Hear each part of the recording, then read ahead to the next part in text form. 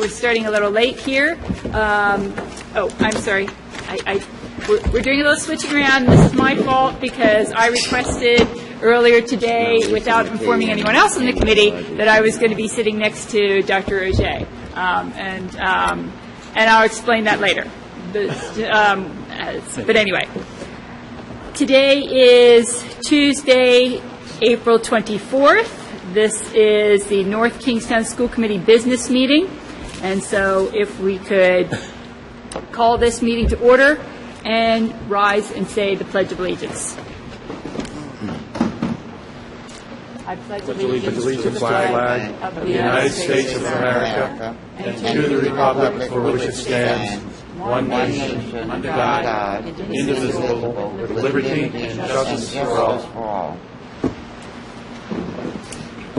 All right, thank you very much. Lorene, could we have a roll call vote? Linda Avanzado. Here. Melboy Benson. Here. Don Biscardin. Here. Larry Cerisi. William Mudge. Kimberly Page. Here. Richard Welsh. Here. Julia Held. Here. Student representative. Thank you. Yes, and we don't have Mr. Cerisi again here tonight.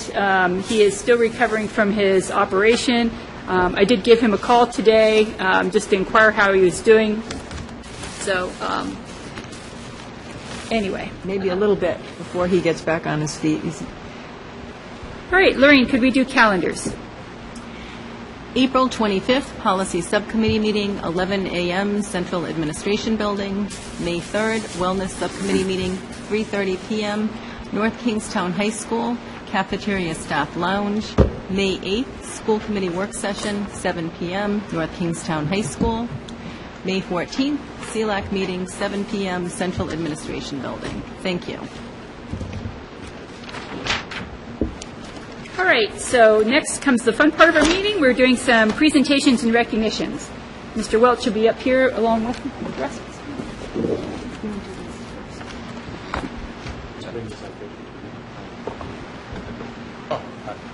I don't need to come for that. No. I can come for that? Yes. Oh, all right.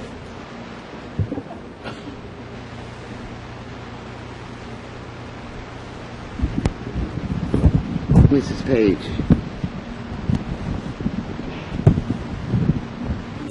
One for Lisa and one for Andy.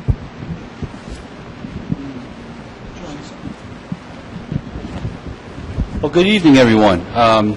This is always, like Mrs. Page said, the fun part of the meeting, and I want to start off by asking our PTO representatives from Quidnesset Elementary to come on up here with Principal Louise Danette. And I want to congratulate them on landing a very impressive grant for their playground. So it was a lot of hard work, as I understand it. And what I'm going to ask is if Mrs. Danette could kind of come up here and explain, first introduce everybody for us and explain a little bit with members of the committee tonight, just what was involved in all this and what is going to be happening from here. Well, thank you, Dr. Auger. First of all, I'd like to thank the school committee for all your support in helping us at Quidnesset Elementary School with all of our efforts in continuing to support our playground as well. But I would like to recognize our very hardworking parents and grandparents who have been part of our playground committee. We have been working extremely hard to raise funds to build a new playground for all of our students at Quidnesset so they all have a nice, safe, accessible playground. And I'd like to start by introducing Cheryl Zezhavagian, Carrie Roulette, Christine Aruth, Katie Massey, and Rob Carvalho, our grandfather. And this is just part of our group. These ladies have been working very, very hard. Christine Aruth has been our prime grant writer. And I'm going to introduce Christine to come up and tell us a little bit more about our efforts. Thank you. We're really excited about what we've been able to do so far. We have been working over the past probably about a year and a half now to raise some money to support the renovation of the playground. That's in desperate need of an upgrade. The playground equipment is starting to deteriorate and really show its age, and it's also more appropriate for older children, and we want to make sure that it's appropriate for children of all ages, K on through 5th grade. So, and we also want to make sure that it's accessible for all children of all abilities at our schools. So at this point, I have my little cheat sheet here. We've raised about a little over $29,000, including the $15,000 grant from the Kaboom organization. It's actually Dr. Pepper Snapple Group. And since that, we raised an additional $5,475, bringing our grand total to $34,500.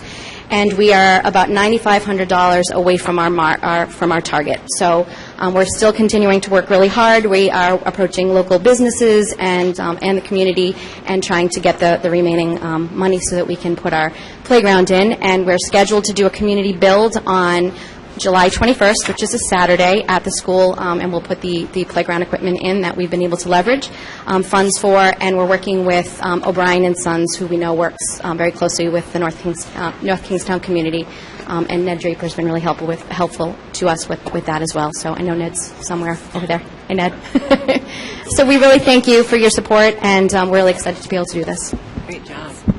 Thank you all very much for... Thank you. We have one more recognition tonight, and I would like to invite Lisa McKay, Sherry Beauvais, and our own Candy Lodge to come on up here, please. Lisa, and I want to get this right, Lisa McKay has recently been named to the Special Olympics Hall of Fame coach. Congratulations, Lisa. And I know Candy was recently 2010 Champion for Children from the Washington County Coalition, and congratulations, Candy, as well. That was a great ceremony. Lisa, can you talk a little bit about your experience and what this year has been like, getting this award and all that? And the kind of... Yeah, you got to make a speech now. Getting this award or about Special Olympics? Special Olympics. About Special Olympics. Well, we started off with 4 athletes back in 1978, where Al Southwick started the program. We now have 130 athletes, and we are growing strong. We have great parents who help out with fundraisers to help keep our athletes in uniforms and equipment and all the other extra things that we need, like visuals and supports that way. And then the best thing about it, besides the parents, are the volunteers, and they come from all over. We have some police officers, people from the Attorney General's office, we have teachers, Candy, I'm the one that does most of the coaching, but Candy does the other thing that I could never do. She's the paper lady. She's the paper pusher. And I say this all the time. Every team needs a Candy Lodge, because without that person, I couldn't do it. I'd crumble. I'd be crying every night. So I feel bad for teams that don't have Candy, but I have her, and I'm thrilled. So thank you. Dick, you want to say something? For those of you that don't know me, I have a stepson who has been very much involved. None of these three know him. But having been around our Special O group, and it's a year-round program, I have to tell you, it's, as Lisa just said, the youngsters that volunteer stay with the program. I mean, they really get involved in these youngsters, and I say youngsters, but there are also some adults. And if you ever want to have your heart in your mouth, and I mean this sincerely, what you want to do is go at the summer games at URI at the first night when they open the Special Olympics, and you will choke on what you see. It's a tremendous event for these youngsters. And the thing about them is, you know, we always talk about it's how you play the game, it's not whether you win or lose. And these youngsters, it's not win or lose, it's support each other. It's the way life probably should be and isn't. And that's all I got to say on that issue. Yes, and Mr. Walsh was telling how, you know, we have volunteers that start at a young age and continue on. Well, right here, Sherry started when she was like 10, and now, well, I won't tell you how old she is, but she's been with us for a long time. And another one of our volunteers who was supposed to be recognized tonight, Sid Culbertson, she is out the ball field out here coaching lacrosse. So she's also giving back to her community in so many ways. Well, she started when she was in 5th grade, and now she's a special ed teacher here in town, and a great addition. Oh, and I have to mention, Kim's son volunteers with us. He's an official for a soccer field, for a soccer program. So we are very thankful for our high school volunteers, because without them, our program wouldn't run. So thank him for it. Unfortunately, tonight, because of other commitments, Representative Earhart and Representative Costa could not be here to present these citations to these young ladies, but they asked me to stand in for them. And it's a short message to Lisa and Candy and Sherry and the other lady. Your outstanding service to the Special Olympics and the commitment to create a better community by fostering the acceptance and inclusion of all people in the North Kingstown schools. I think that's very nice, and they just do such a tremendous job. I can't say enough about it.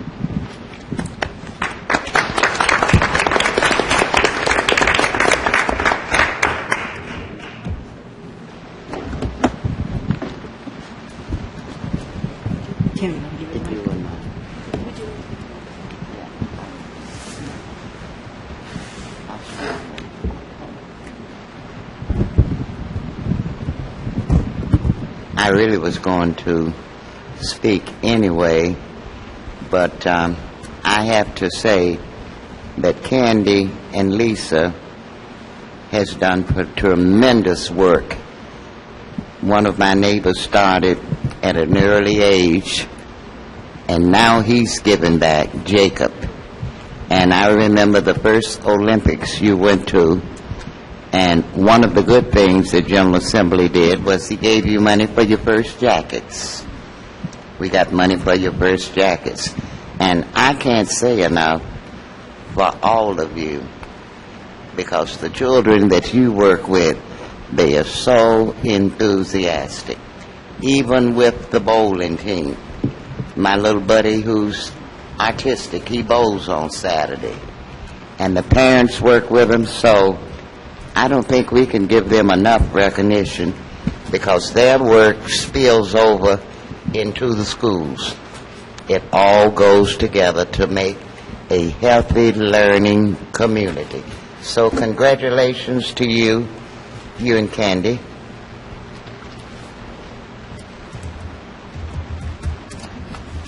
And those are my sentiments.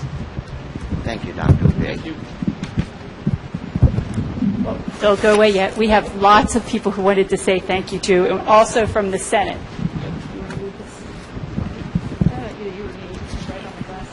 Oh, that's right. Okay. Be it hereby known to all, the Rhode Island State Senate hereby offers its sincerest congratulations to the three of you and the other young lady, Sydney, in recognition of years of dedication and honored service to the North Kingstown Special Olympics. The entire membership extends its very best wishes on this memorable occasion to express the hope for continued good fortune.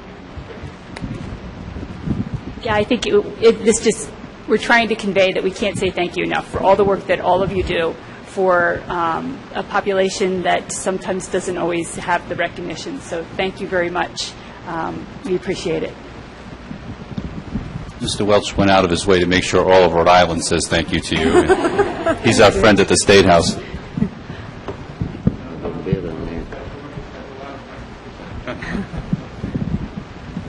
You're our friend. That's true.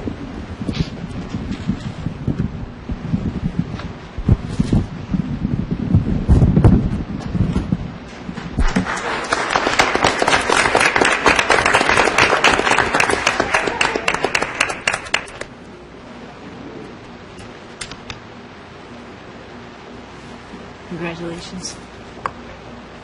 Oh, this week.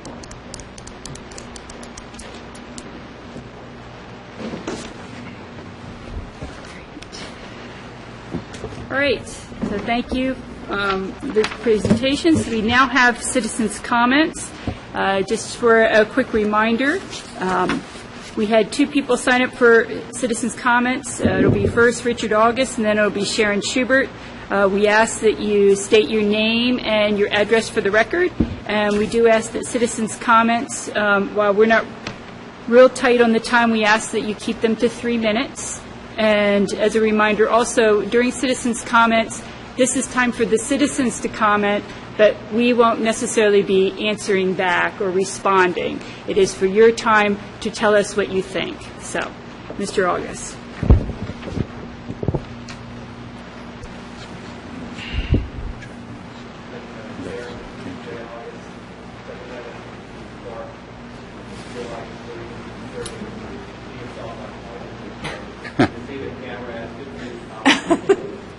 Dick, I'm not sure if your mic is it on? sound like it's on. Okay. Oh, if it is. Better? There you go. much better. Good. Everybody else couldn't. You could hear my comment. 15 pounds. Got it. I'd like to address item Roman 5A on your agenda this evening, which is the NATO Wadovic special examination report. And I'd like to offer. I'm former chairman of the town's audit committee, and I'd like to offer my kudos to Dr. Auger and Dr.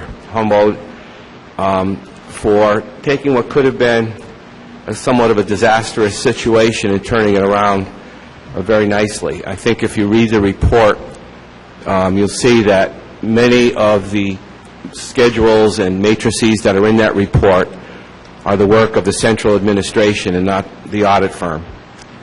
And I think that speaks highly of the work that they did, and maybe is also a commentary on the work that the auditor and the educational consultant did. But nevertheless, I think that one thing has to be pointed out, and that is there has to be a caution against assuming that the town council will only look at the recommendations, which I think had a cost associated with them of $2.9 million over the next 3 years, and say, oh boy, we have a basis now to say the auditors have, or an outside party has agreed with our recommendations that we need all these different additions. Because the other side of the coin is, if you read the report, there are also areas, there's a few areas which are pointed out, and the one that comes to mind is the foreign language department at the high school. The state BEP only requires two languages, and we have 4. So one could make the argument that, well, that in order to pay for the additional, let's say, social workers, you should cut the foreign language department in half to do that. So you have to really be careful how that report is viewed and how it is used. The last comment that I would make is with reference to the Jamestown tuition situation, which has certainly been a bone of contention for a number of years. Dr. Auger made a comment at the town council meeting last week, which I thought was interesting, which is that we should have Jamestown pay for the number of students they project that are going to attend the schools.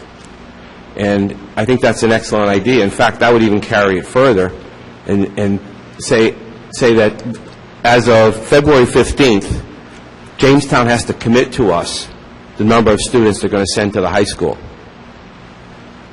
Think about it as a catering assignment. You have to give a caterer a head count by a certain date. And if fewer people show up, you still have to pay the number that you assign.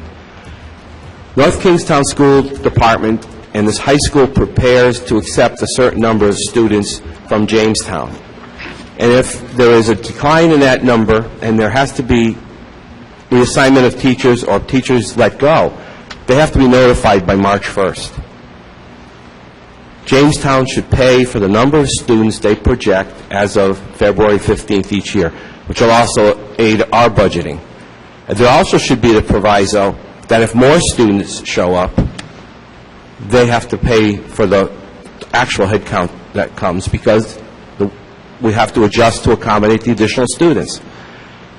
That may not seem totally fair, but it certainly is in the sense that our school district prepares for a number of students and need not be penalized because fewer students show up. And that's basically, I won't take any more time, but I think that certainly should be addressed and thought about going forward, because I think it's by November 1st that Jamestown has to be, the contract or the terms have to be set for the coming year. And I really think that the school committee should think about how that contract or that agreement is going to be negotiated for the coming year. Thank you. Thank you, Mr. August. Sharon Schubert?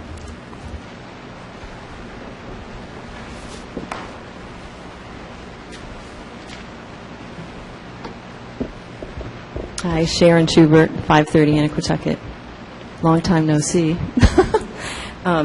Anyway, I just wanted to comment quickly on, under new business, you have Pathways Strategic Teaching Center Agreement, and it's for a satellite classroom for high school students in North Kingstown. And my son, who does have special needs, is currently at Pathways, and he's 14. He'll be transitioning to the high school.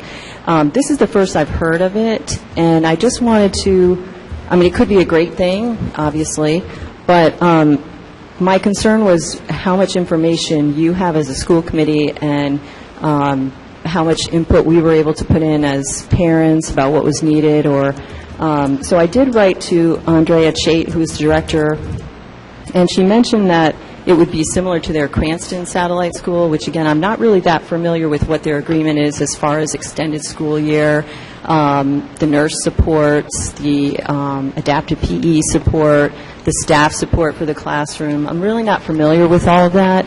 And right now, I have to say, it's excellent, obviously.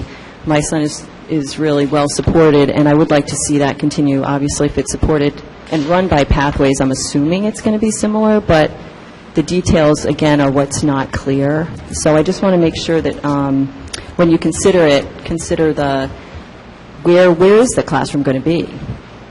Is it going to be in the high school with the high school students, or is it going to be at Davisville Elementary, which we've kind of suffered through before? So I just wanted to make sure that that's well vetted with the school committee, and I'm sure financially it's a consideration as well, but it also needs to be supporting these kids that really are the neediest of the needy. I'm speaking of my own experience. So anyway, and thank you very much for recognizing the Special Olympics. Lisa is just like the goddess of Special Olympics for all of us, and my son has been really fortunate to have her as a coach as well. So thank you. Thank you. Thank you. Can I say, I know you said not to talk back to these things, but I just want to let you know, Rachel will be here tonight to make a presentation, and this is not up for a vote tonight. So this is just an informational kind of thing to give people a chance to give us some feedback and to give, the council some feedback to before they take a vote on this. The short version of it is it's basically the same program that they would now do right here in North Kingstown.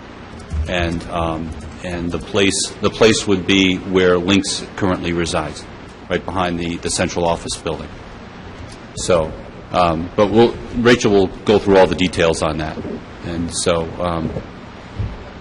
thank you. Thank you. All right.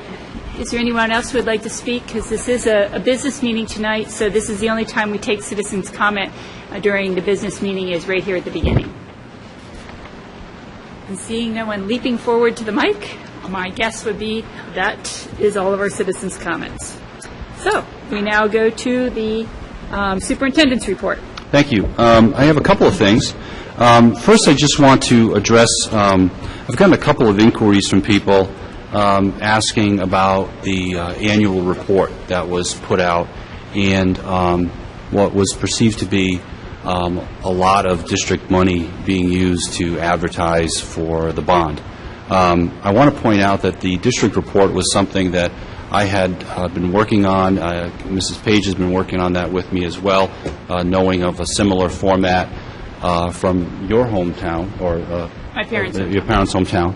And this was something that had been done in Charahoe, where I had been an administrator, and it had been in the works for some time. And the idea was to get something out around the month of March. You have test scores back by then, and you have you start to have a discussion amongst the community about the district budget. So it's a good time to let people know how you're doing. And so we framed our annual report in such a way that it addressed our test scores, it addressed the whole child, and it addressed our budget responsibility, fiscal management. And those are the three goals of our strategic plan. So we gave a lot of information about how we're doing with that.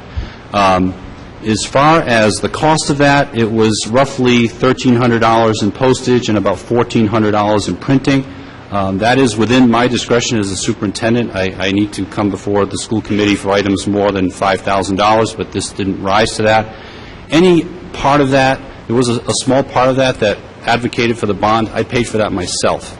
Any other issues regarding advertising for the bond, there were about 13 signs that we put in front of schools. I paid for that myself. There was no district money being used to advocate for the bond. So I just want to clarify on that issue. The second item I want to talk about, and I probably should have led with this because it's that impressive, is that, congratulations to Mrs. Diane Hinault, second grade teacher at Stony Lane Elementary School. She is our elementary coordinator for science, and she won an Amgen Science Award, and those are pretty rare these days, and they're getting rarer. She's one of, I believe, 9 in the United States to win that award this year, and that is a major, prestigious award. She won $5,000 for herself and $5,000 for science-related expenditures at Stony Lane Elementary School. That is a great thing for the North Kingstown School District. We are fortunate to have her. I think many of you in the room tonight know that Mrs. Hinault was also the North Kingstown Teacher of the Year this year. So she has been very instrumental to us for our elementary curriculum, and she's also been recognized by the folks at URI who run our curriculum called GEMSNet. And she's done fabulous work with them. She was even invited by them to go out to Seattle, where they do a lot of work on what's called science notebooking, where they're working with kids to do a lot of writing about science, incorporate writing skills into science, and showing how that's been paying off. Those kinds of that kind of work we've really seen a major payoff for that. We have been one of the leading districts in the state for science achievement, and this year alone, our middle schools, and they're only about 3 years into the GEMSNet program, our middle schools have been ranked second in the state in science achievement. And that's largely due to the years that those kids went through the elementary schools, and that's largely due to people in our district and their leadership and the GEMSNet program. Mr. Ferrario is another one who also has won this award in the past and was also our science coordinator as a teacher and someone who was affiliated with GEMSNet as well. So to have that team at Stony Lane is really impressive, and they're doing remarkable work, so it's really a great thing. I think that's about it for right now.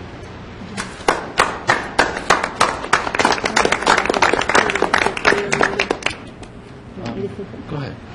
All right. One of the things I was saying to the superintendent is that we should recognize that the concert choir went to the Rhode Island choir festival. I knew it, a choir festival right before we went on break, the Thursday we went on break, and the choir received a superior rating. And at that point in the competition, it was the only school in Rhode Island that had received a superior rating. Now, I don't know if anybody received that on Friday, but the kids were really, really excited. They've done so well. So in every category in music, even at the middle school level, we have all absolutely outstanding superior ratings. Can't get any higher kinds of ratings, even a national first place award, for the band in New York City. So it doesn't get much better for the music program this year. Yes. Sort of in the same vein, I was going to suggest that we might want to ask our Horatio Alger scholar, Michael Grenier, to come back before the school committee and just take a few minutes and talk about what happened in Washington, D.C. when he met with the Supreme Court justices. I mean, just an amazing, amazing trip. and just an incredible experience. I think it would be great for the school committee to hear about it. It's a good idea. Yes. Just like to say something. You know, through the 3.5 years sitting up here on school committee, a number of people have stated that, you know, what are we getting for our education dollars? It gets boring up here with all of the superlatives that our students receive in recognition, whether it be state or national. The performance of our youngsters in this community and the education that they receive, if anyone should question the investment in education in this community, they should go elsewhere and question their investment, not in the town of North Kingstown. Mrs. Benson. I just wanted to say in this morning's paper, we have a young lady at North Kingstown High School who's in the German department, and they were speaking about she will be studying out of the country for a year. And I had this suggestion to make. I didn't get it on the agenda, but I'd like for you to look at it kindly and maybe we can discuss it. That with all the honors that our students have gotten, maybe we could have some kind of student recognition night, because I'm forever reading about the students. And this morning I thought that was just something, the little girl in the German department, and that she's getting a round-trip ticket to go and stay. And we have so many that's doing things. So maybe we could strain ourselves and have a special meeting and call it Student Recognition Night from K through 12. I was telling one of the principals that when I read for Reading Week, the nicest little letters from kids in first and second grade. And you understand what they mean. You understand clearly what they mean. And it's nothing no rewarding than to be able to work with a child. Because I still maintain that it's easier to be a little boy than to repair a man. Thank you, Mrs. Benson.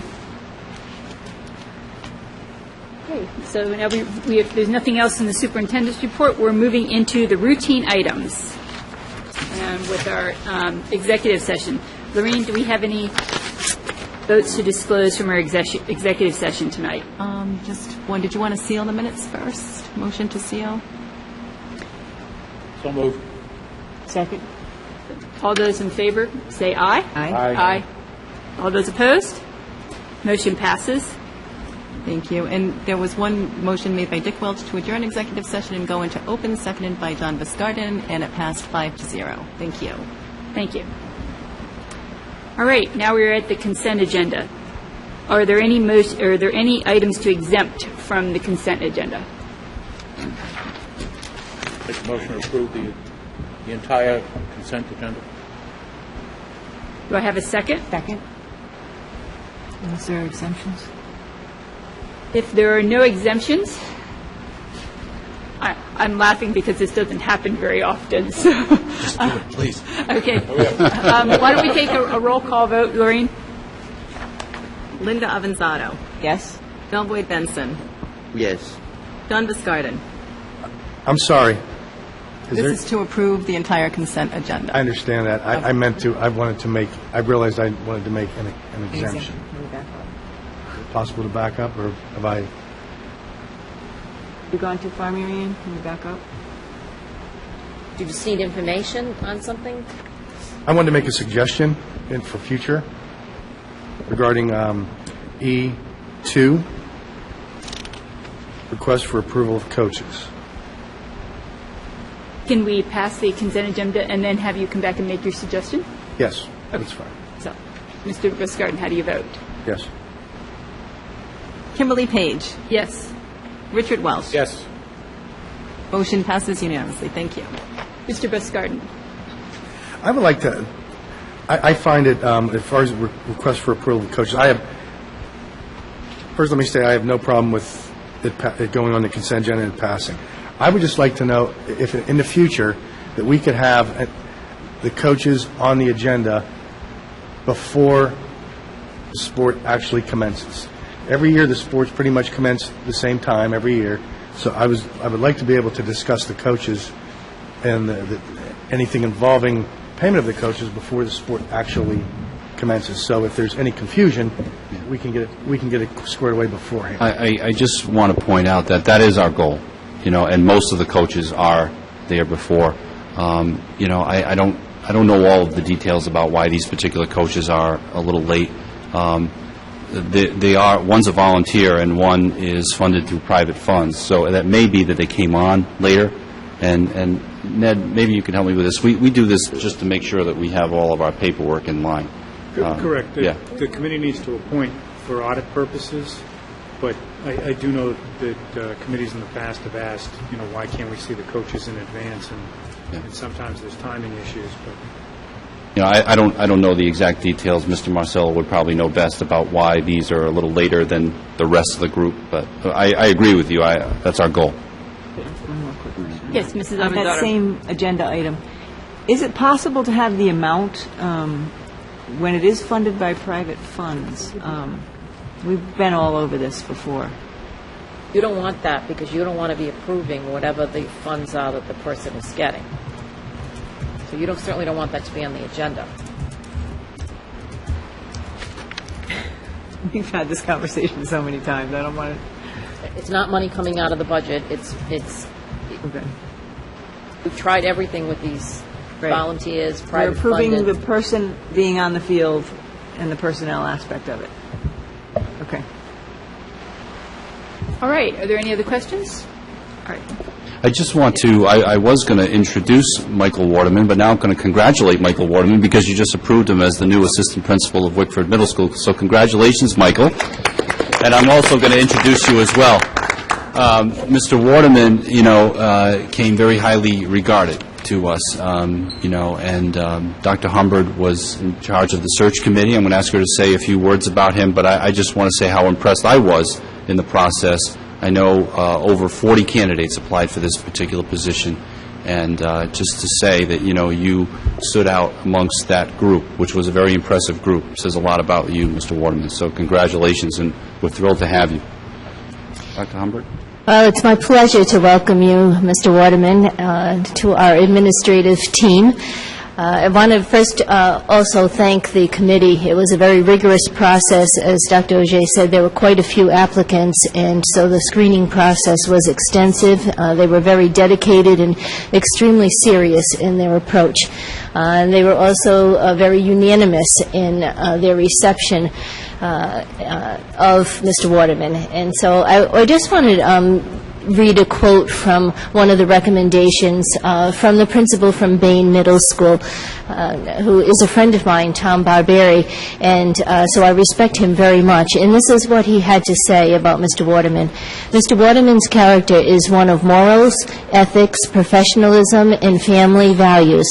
His relationship to students, teachers, and parents has earned him respect among the Bain community. So I would like to just tell you a few things about Mr. Waterman. He has 11 years teaching experience, all at the middle level at Bain Middle School in Cranston. So he comes with a strong middle school background. So that's important to us because he also has knowledge of the young adolescent, and their development and their needs. He also has strengths in behavior management. His background is in special education. And he has strengths in technology, and we were also very impressed with his data-based knowledge for decision-making. We felt that he was very personable and professional at the same time, and we could see that he cares about students. He has a wonderful rapport with them, just from the examples that he shared with us of how he has been helping them, help students to grow in their self-esteem, and has been very successful with transitioning students to the high school, especially those with who have struggled. He has lots of energy and is extremely resourceful. So we are looking forward to working with him as he serves as our newest North Kingstown educational leader. So welcome aboard.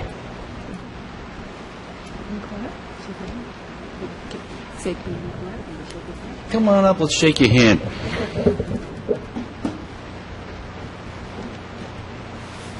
Congratulations. Yes. Thank you. Congratulations. Thank you.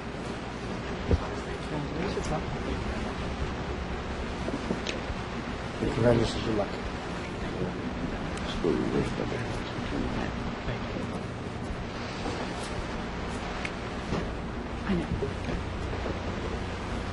All right, Dr. Ajay has asked if the committee would be fine with taking item number 5D, the assistant principal contract, at this time, so we can skip to that. Is there any objection by anyone?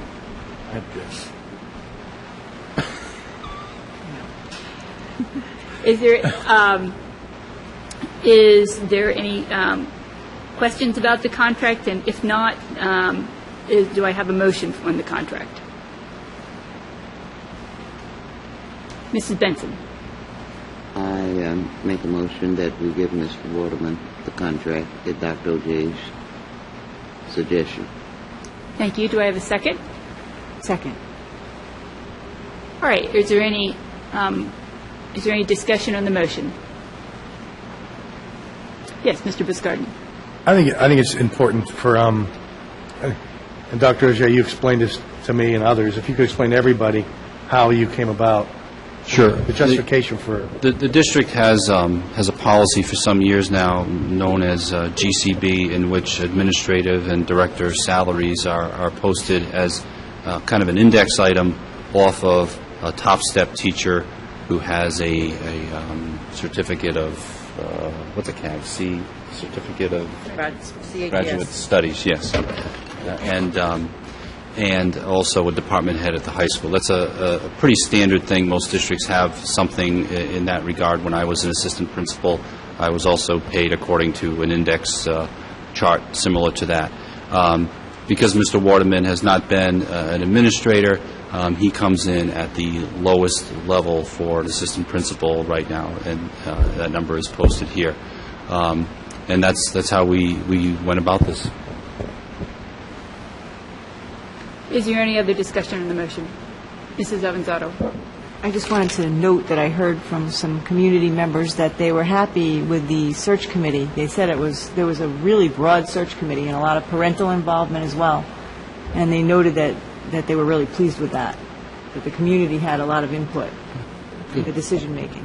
It was, I would say, it was very well-rounded with representation from all areas, even within the school community, as well as clerk from the, clerk representation and the parents from the community. I would also note that it's a one-year contract. Yeah, it's a one-year contract, yes. Which is also standard practice. Right. All right. Is there any further discussion? Lorraine, could we take a roll call vote? Melvoin Benson. Yes. John Biscardin. Yes. Kimberly Page. Yes. Richard Welsh. Yes. Linda Avanzato. Yes. Motion passes unanimously. Thank you. Thank you. All right. So now, Michael? Congratulations. You're all set for the evening. If you don't want to stay, it's okay. We understand. No hard feelings. We understand. Thank You you. wouldn't want to stay. All right, so now we come to the unfinished business portion of the agenda, and the first item on the agenda is the 2011-2012 school budget with the Nada Watervik BEP compliance review. Matt, do you mind talking about where we stand with the 2011-12 school budget right now, and then I'll talk a little bit about the Watervik report? Sure. In your financial report, you can see that our approximate condition right now is $330,000 to the good for fiscal year 12. That's based upon the court-directed appropriation from the town, which has resulted in us no longer having a deficit condition. This dovetails obviously into the NATO Watervik report. Is that better? Yes. Sorry about that. As I said, the court-appointed revenue now results in a surplus of roughly $330,000 being projected for the fiscal year end 12. That dovetails into the NATO Watervik report in that covered beyond the basic education plan. There was the current operations for fiscal year 12, which we've given you all the details through our financial reports that you received this month. Anything else to add to that? I don't think so. Okay. Thank you. I wanted to take a few moments tonight to address and answer any questions anyone may have about the Nato-Wadovic report. You know, we talked about it a little bit last time. This report is posted online on our district website if anyone would like to see it. And if I can explain some of the parameters for this, it is considered a basic education program compliance review. And what Sal Jerry, who is a former superintendent, and Jeff Wadovic, who is a CPA, were commissioned to do was to look at the school district in relation to the basic educational plan, which is given to us by RIDE.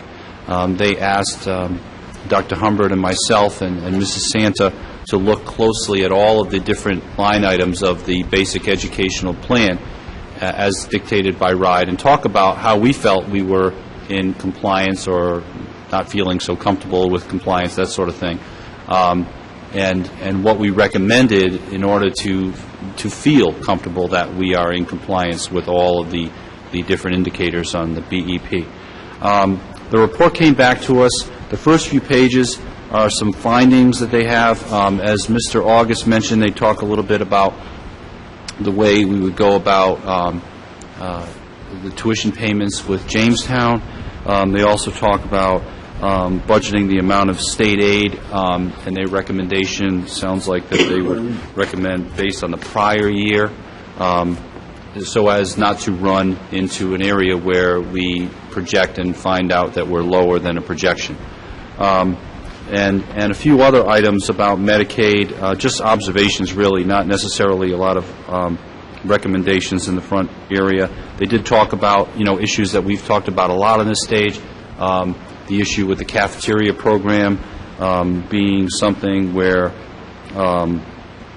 it always presents a problem, where we're losing money with that program, and other items, some of which we've just addressed in the last couple of weeks. For instance, the transfers that we made recently and the items about teacher retirement, school lunch program transfer, new teacher positions, and moving that back to the fund balance. So some of those areas we were already kind of aware of and working on them, so it really did confirm a lot of what we thought. The remainder of the report, the bulk of the report, is, as I said, the BEP piece of this, and that is looking at what it is that goes into the basic requirements of educational, public school programs in Rhode Island, and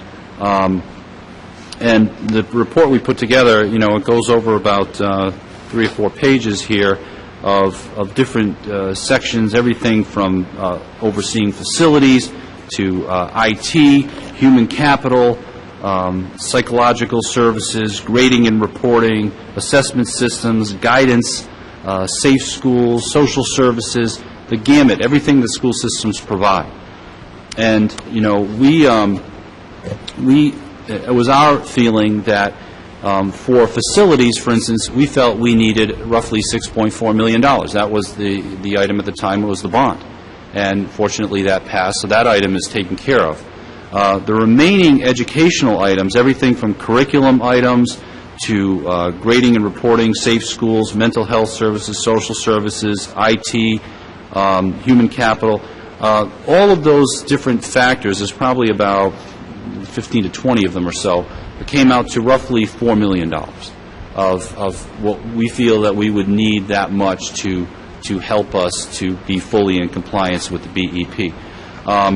Their findings came back, and they said, well, there are certain things that we feel we would endorse in this. There are certain things that we just don't see as required by the BEP, and therefore we cannot necessarily endorse them. And some of those things really do dovetail with the way we presented the budget so far this year. And I think just about all of it really confirms a lot of what we've been saying about the budget. For instance, they cite areas like dance, music, theater, visual arts, and design as an area which is not a BEP compliance issue. They look at world languages. As Mr. August noted earlier, we have 4 world languages, so they wouldn't suggest that we would need anything more for world languages because the requirement is basically that you would have a selection of them, which to ride basically means 2, that you would have a couple of options, but not necessarily 4. And also the physical activity and nutrition services, and that constitutes all of, sports programs in school. So when we talked about the budget and having discretion over things like the arts and sports and how those are areas where we don't want to do this, it would probably be one of the last things we'd want to do, but that you don't have a lot of freedom to go to other places when you're cutting budgets, so you're forced to go into areas of sports and the arts. Well, there it is. They've noted that those are not necessarily mandated by the BEP, unlike, say, English class is mandated by the BEP. All kids need to have English, but they don't necessarily need to have a baseball team at their school, for instance. So they noted areas like that. We put together our list, and they confirmed to us that there are a number of areas where they felt are not necessarily BEP compliance issues, even though they feel that we are in the right to feel that we could be doing better with some of these things and would need some additional funding because of it. For instance, we asked for 3 social workers in this, that we would need 3 more. We have 2 in this district right now, and to really be doing this right, we felt we would need about 3 more. They felt like that would be something that would be worthwhile to phase in, but they wouldn't recommend doing all of that at once. We also had, about a few guidance counselors at the elementary schools. This is something we used to have in this district. We don't have it anymore. They felt something like that would be something to phase in over time. We felt like because the curriculum item says a comprehensive K-12 curriculum, we felt justified in saying that that would be worthwhile to be pointing out that we do not have a full-day K requirement in North Kingstown. We have full-day K at Quidnesset Elementary School, but not necessarily at all the schools. So our teachers feel that is, the full day really matters, and that they're worried about, kids getting the full K curriculum in that. Well, that is not a BEP compliance issue. It is not required by the BEP that districts have full-day K. There are a number of districts in the state of Rhode Island that don't have it, and North Kingstown is one of them. So even though we would like to move in that direction and they understand that, they don't necessarily see that as something that they would endorse. But what they do endorse is just about everything else that we were looking at. And to quote, this is page 21 of the report, the minimum amount of funding we consider to be a reasonable planning estimate required to keep the district in full compliance with the BEP as it moves forward during the next 2 or 3 years at this point in time totals $2,099,602. That really, when I read that, I felt very much kind of validated in, this spring has been a long spring, winter into spring, in discussions about our budget. And we've gone back and forth with the town, with the community, on many occasions talking about, the state of our budget and what we need. And to see that point being made, that this group here kind of endorses this sense that we would, need this kind of funding to continue to move forward, just with basic education program. This is not to help the sports program and to help the arts program. It's to help other essential items. Some of the things that we have included in our budget, for instance, help with elementary math and reading, another social worker, things like that.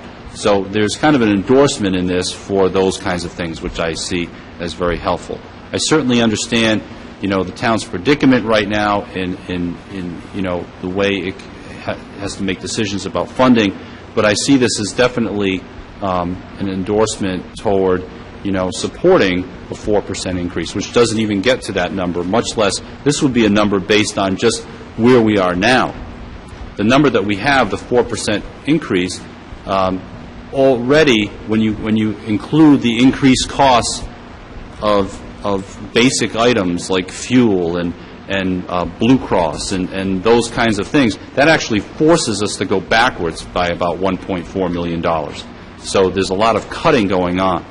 So to get this kind of validation of the kinds of things we've been saying is really, I think, helpful to us this time, and I hope that people look through this, and I think it's a very educational piece, and I think I would certainly appreciate it if people were to have questions about this and they wanted to come and talk with me about what some of these things mean. I'd be happy to talk about them, and that includes, obviously, members of the town council, if they want to, talk more with the school committee and myself about, the details of this and what they mean, some of the recommendations from the beginning. I would certainly be happy to do so.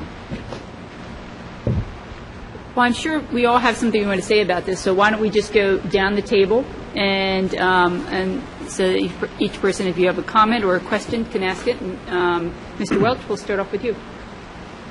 Thank you. Having attended the town council meeting when this was discussed with the town council and listening to the questions from the town council to the superintendent, I have to tell you that I'm concerned about a couple of things. First of all, their perspective, or one of the councilmen's perspective on this, was that minimum education, the BEP is the minimum requirements for education as set by RIDE on the school districts. And my personal feeling is I don't think in this community we have strived to provide a minimum education and educational opportunities. If we had, we wouldn't have such things as AP courses and honor courses, et cetera, so that our kids can graduate with accomplished studies and move forward, and in some cases gain college credits at a high school level. That concerned me. What also concerns me is that anybody would use an accountant to run their operation because they don't understand anything but counting nuts and bolts. Education is not something that an accountant should be used to grade. That's why we hire professionals that are trained in education and administration to make sure that our education plan accedes to a level that the community wants, which, when you go to 16.2, the general laws of the state of Rhode Island, one of the requirements of this committee is to make sure that the education plan meets the needs of the community, not some accountant and not the town council. It's our requirement by statute to be advocates for education, not for anything else. And so I would say that while the report by Watervec and Company in part agrees with the administration, the last thing in the world I want to see happen to education in this community or in Rhode Island is to have any auditor or CPA tell the school department and the school committee how to run its education program. Thank you, Mr. Welch. Mrs. Avanzato. Well, I think that's a fair point. But in looking at the report, I think there are a couple of pretty good suggestions made early on that you referenced, Dr. Auger, in terms of maybe the state aid budgeting and also the Jamestown budgeting that they referenced and how we might do it going forward.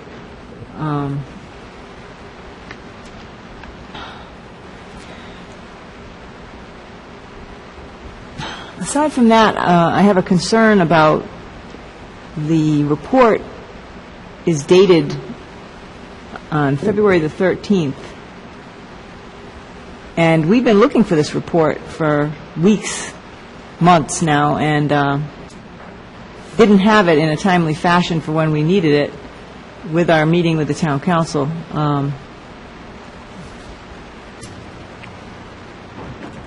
Our April 10th meeting? That's when we go. Yes, we received it April 10th, but it's dated February 13th. I don't know where the problem was there. I think the report can be used in a lot of beneficial ways. I think we need to go through it pretty carefully, and I would suggest that anyone that has any further questions, do contact Dr. Auger and go through this.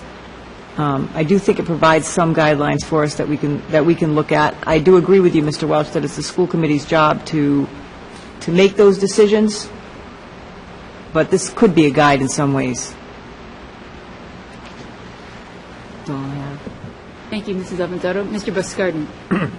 Thank you, Mr. Page. Well, Mr. Welch, I agree that accountants shouldn't be determining what is considered, good education, and that's left for people who are educated in that field. There are some things that the accountant mentioned in the report that I think are worth discussing openly, as well as seriously considering, and some of those were things that you mentioned, Ms. Avanzato.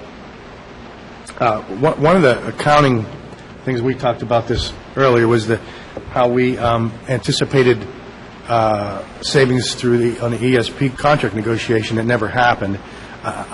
I'm not a big proponent of estimating and including those estimations in the budget. I prefer to do an actual budget as opposed to an estimated budget, and that's what we did there, in essence, with the ESP contract.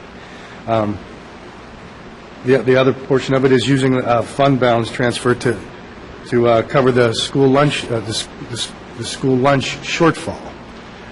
That should be a budget item. That should be budgeted into the report that we are anticipating a loss for the school lunch program. We should not have to consider it a fund balance transfer. In fact, on page 23 of the report, which is probably right before it gets into the BEP, it talks about the school. We have an inherent structural deficit of over $1 million.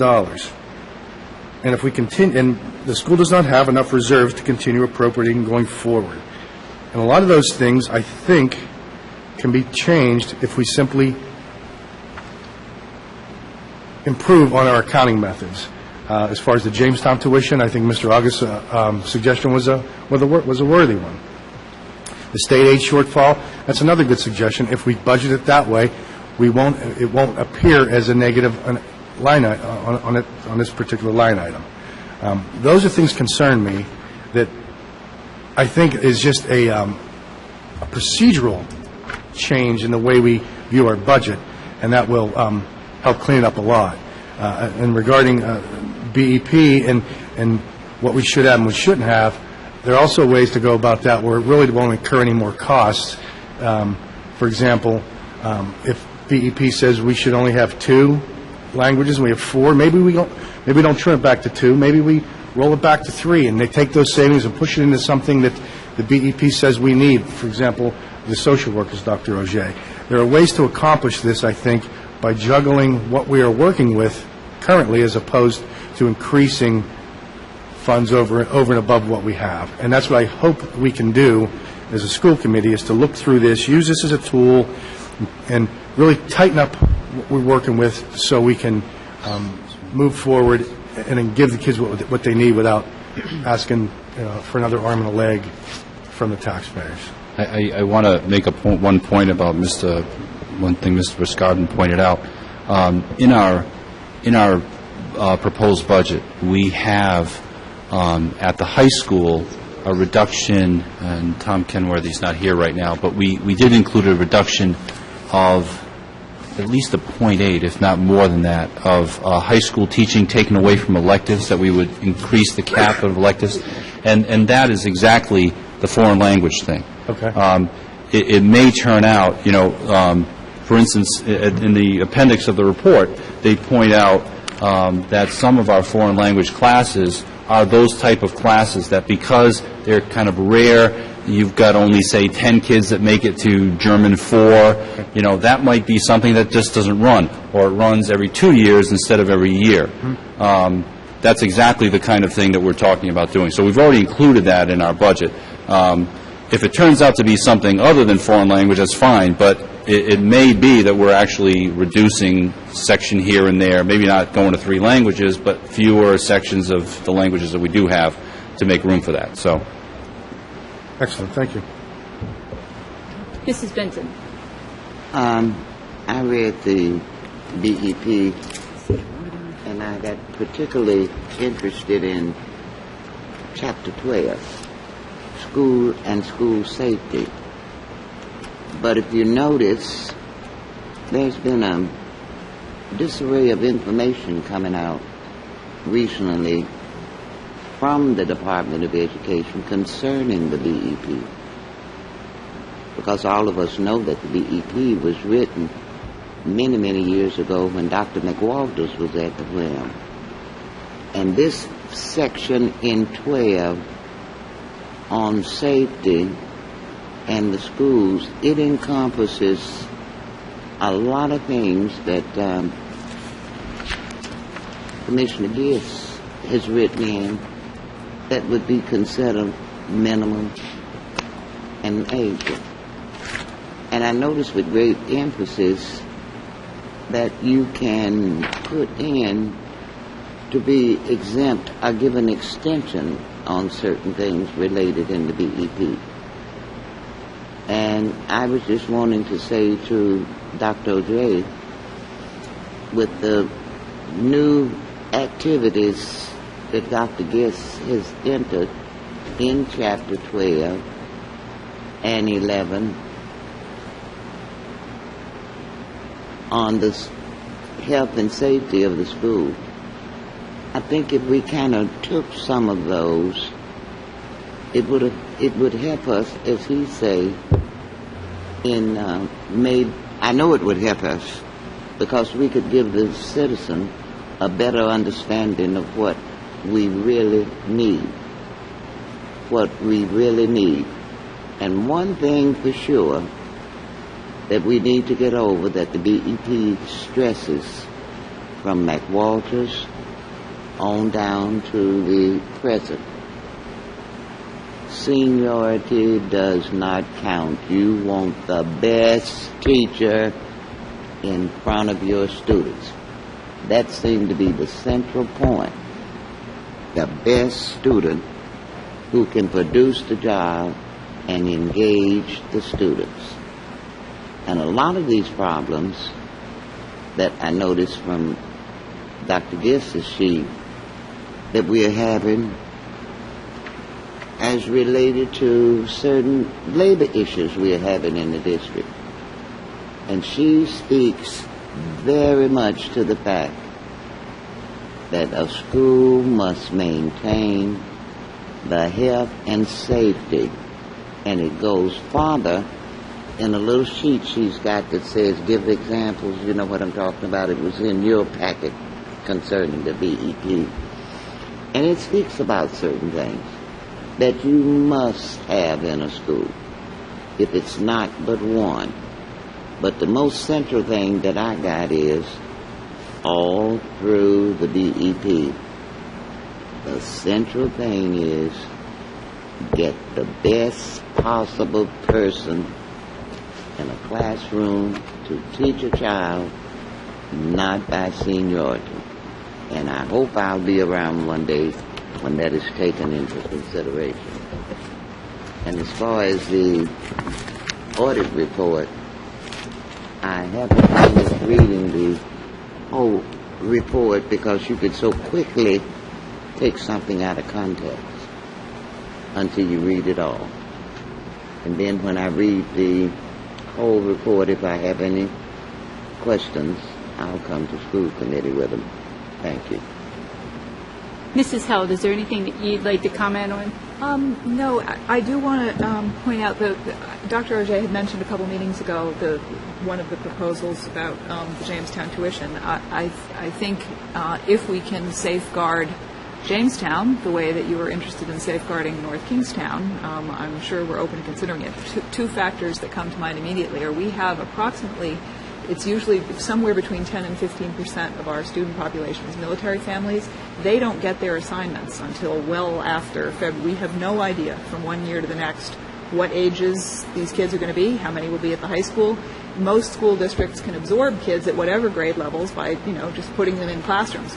Any kids we have at the high school, that's a tuition for us. So there was one year we had double the number we had anticipated at the high school, which was a huge, obviously, hit for our budget, because we had no idea they were all coming. So that makes it really problematic for us to try to anticipate how many kids we'll have at the high school, because we have no idea. We also have some parents who apply to and choose to send their kids to private schools. We don't know that in February. So if we could save, I think one idea that had been at least proposed, I haven't really thought about it, was the idea of, if we have fewer students than we anticipate coming, we would get some kind of a credit. So we don't just take a budget hit because, if we didn't have all these military kids, or, more parents sent their children to private schools, which that's what happened this year. That was what Mr. August referenced, what I had maintained in front of the town council, and I know Mr. Welch had also had a similar idea. In fact, I got my idea from him. I stole it, in fact. But I think all of these, there's a lot of factors. The military family thing is a great point. We need to sit down and really hash this out. I mean, I respect Mr. August. I mean, he's been the auditor, and so to him, the credit thing is a little scary. Yeah. And so I need to hear more about why that would be the case. To me, it seems to make perfect sense, but it's not the whole story. So I'm open to talking about, just so that we can avoid the problem that we had this year of coming in short of our projection, and that causes problems, obviously. And I don't think anyone at this table is interested in causing those kinds of problems ever again, as much as the town doesn't want us to do that as well. So, one way or another, I hope that we can figure this out in the next few months or so and Yeah, get the way it it had settled come out forever. was a little scary, I have to say, from Jane's view. It's like, well, you pay for whatever number, whether or not it's less than that, and of course, if you have more than that, you pay for them too. That doesn't seem quite fair, but I think if we can negotiate it so Right. we're both protected, that I think we would be open to doing that. Mrs. Benson, I see your hand, and Ms. Buskirden, I see your hand too. We've been going down the table for each person to speak, so Mrs. Held, do you have anything else you wanted to say? Nope. Okay, then I'm going to speak, take my time. All right.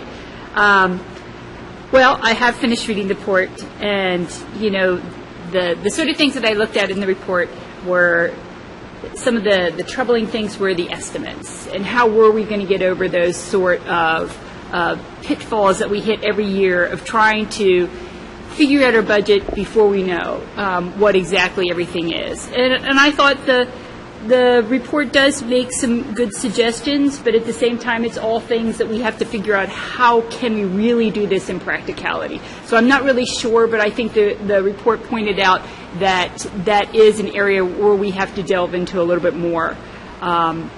The lunch items, we've known for the last year that we've been in negotiations, in the last couple of years, of every time this comes up, that we run a deficit in our lunch program. And we're working on getting to the point where we're not there. But unfortunately, we aren't quite to the point where we have that worked out yet. So that, again, is going to be something that continues for at least another year. The structural deficit part of the report that it talks about in here, it is one of those things of when we made some decisions at the beginning of the year, and I can go back and I can think about when we decided to take some personnel out of our fund balance to be able to fund them for the year. And I remember going to the elementary school and seeing a little boy who had toiletry issues, and the teacher couldn't go in with him because she was female, and they had to get the one male teacher. I remember being there as the first grade teacher didn't have her lunch for the first 2 weeks of school because she had to go around and help open up all the milk cartons. So I understand why I made that decision at the time, but I think for next year I will be even more leery of making that decision, because it does set us up into a situation where I don't want to be in this same sort of situation next year. Right. So, those are all the things that I think that hit home. But on the plus side of the report, I look at this and And I look at the report, and it says the school department is making the BEP, but it could even do better if it had more money. And I know that's true. And what Mr. Welch was saying about being, making the adequate grade, making the minimum grade, and I'm thinking that is not what I want. That is not why I am on the school committee. Our mission statement is, our mission is to educate our students to become intellectually active adults, to inspire them to reach individual excellence, and to challenge them to become responsible members of society. This wasn't written by the school committee. This was written by the community members. It was written by administrators, teachers, parents, other community members who had no connection with the school who came. None of that says anything about mediocrity. We are not educating kids to meet the minimum. We are not educating kids to get a C. We are educating students for excellence. And in order to meet that excellence, if that's really where North Kingstown wants to go, unfortunately, it costs money. Now, I, as anyone, don't enjoy having my taxes raised, but at the same time, if I'm going to be an advocate for the students, I want them to achieve excellence, and that will be difficult. And it'll especially be difficult if we're not funded properly. So I look at this report, and when it says that we need more money to even just achieve the minimum, it means that we have to be advocates for our students. Because the minimum is not good enough. We need to be the advocates, the people who advocate for every child and say, we want excellence. And unfortunately, that comes at a price.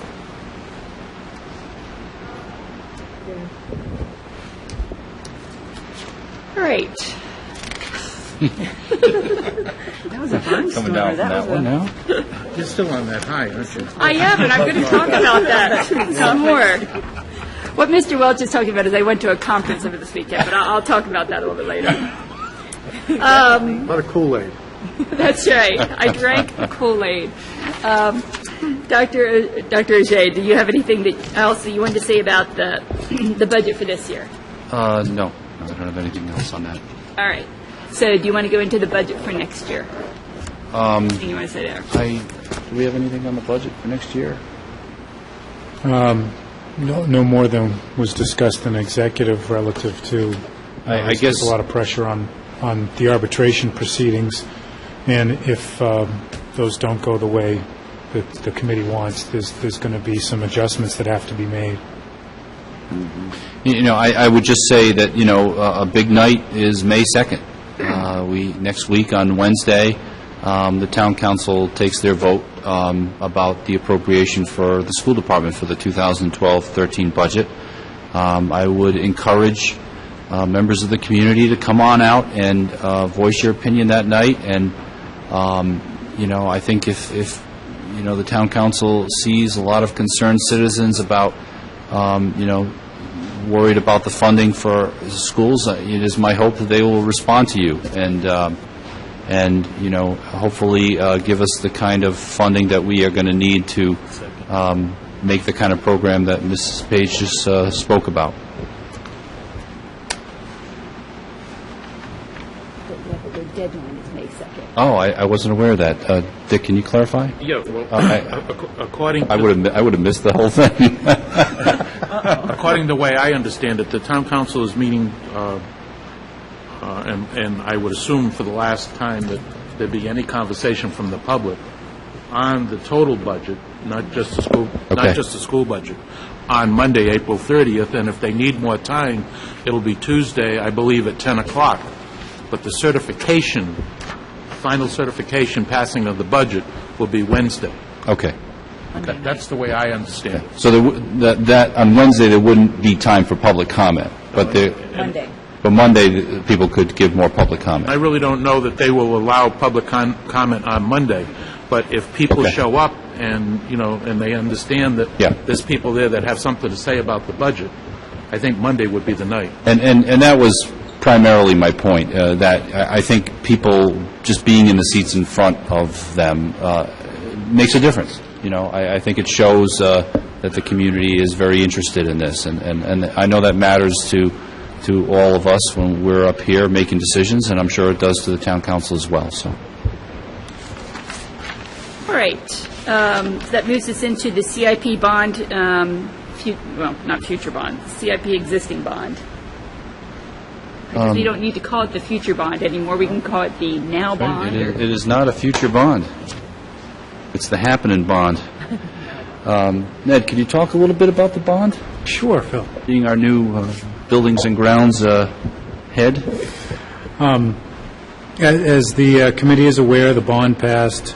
RIDE has also approved the three necessary criteria to keep the project moving, which is the 60% schematic design, the initial design, as well as the building commissioning process. Those three factors were required to continue on in the bid package development process. That process is proceeding.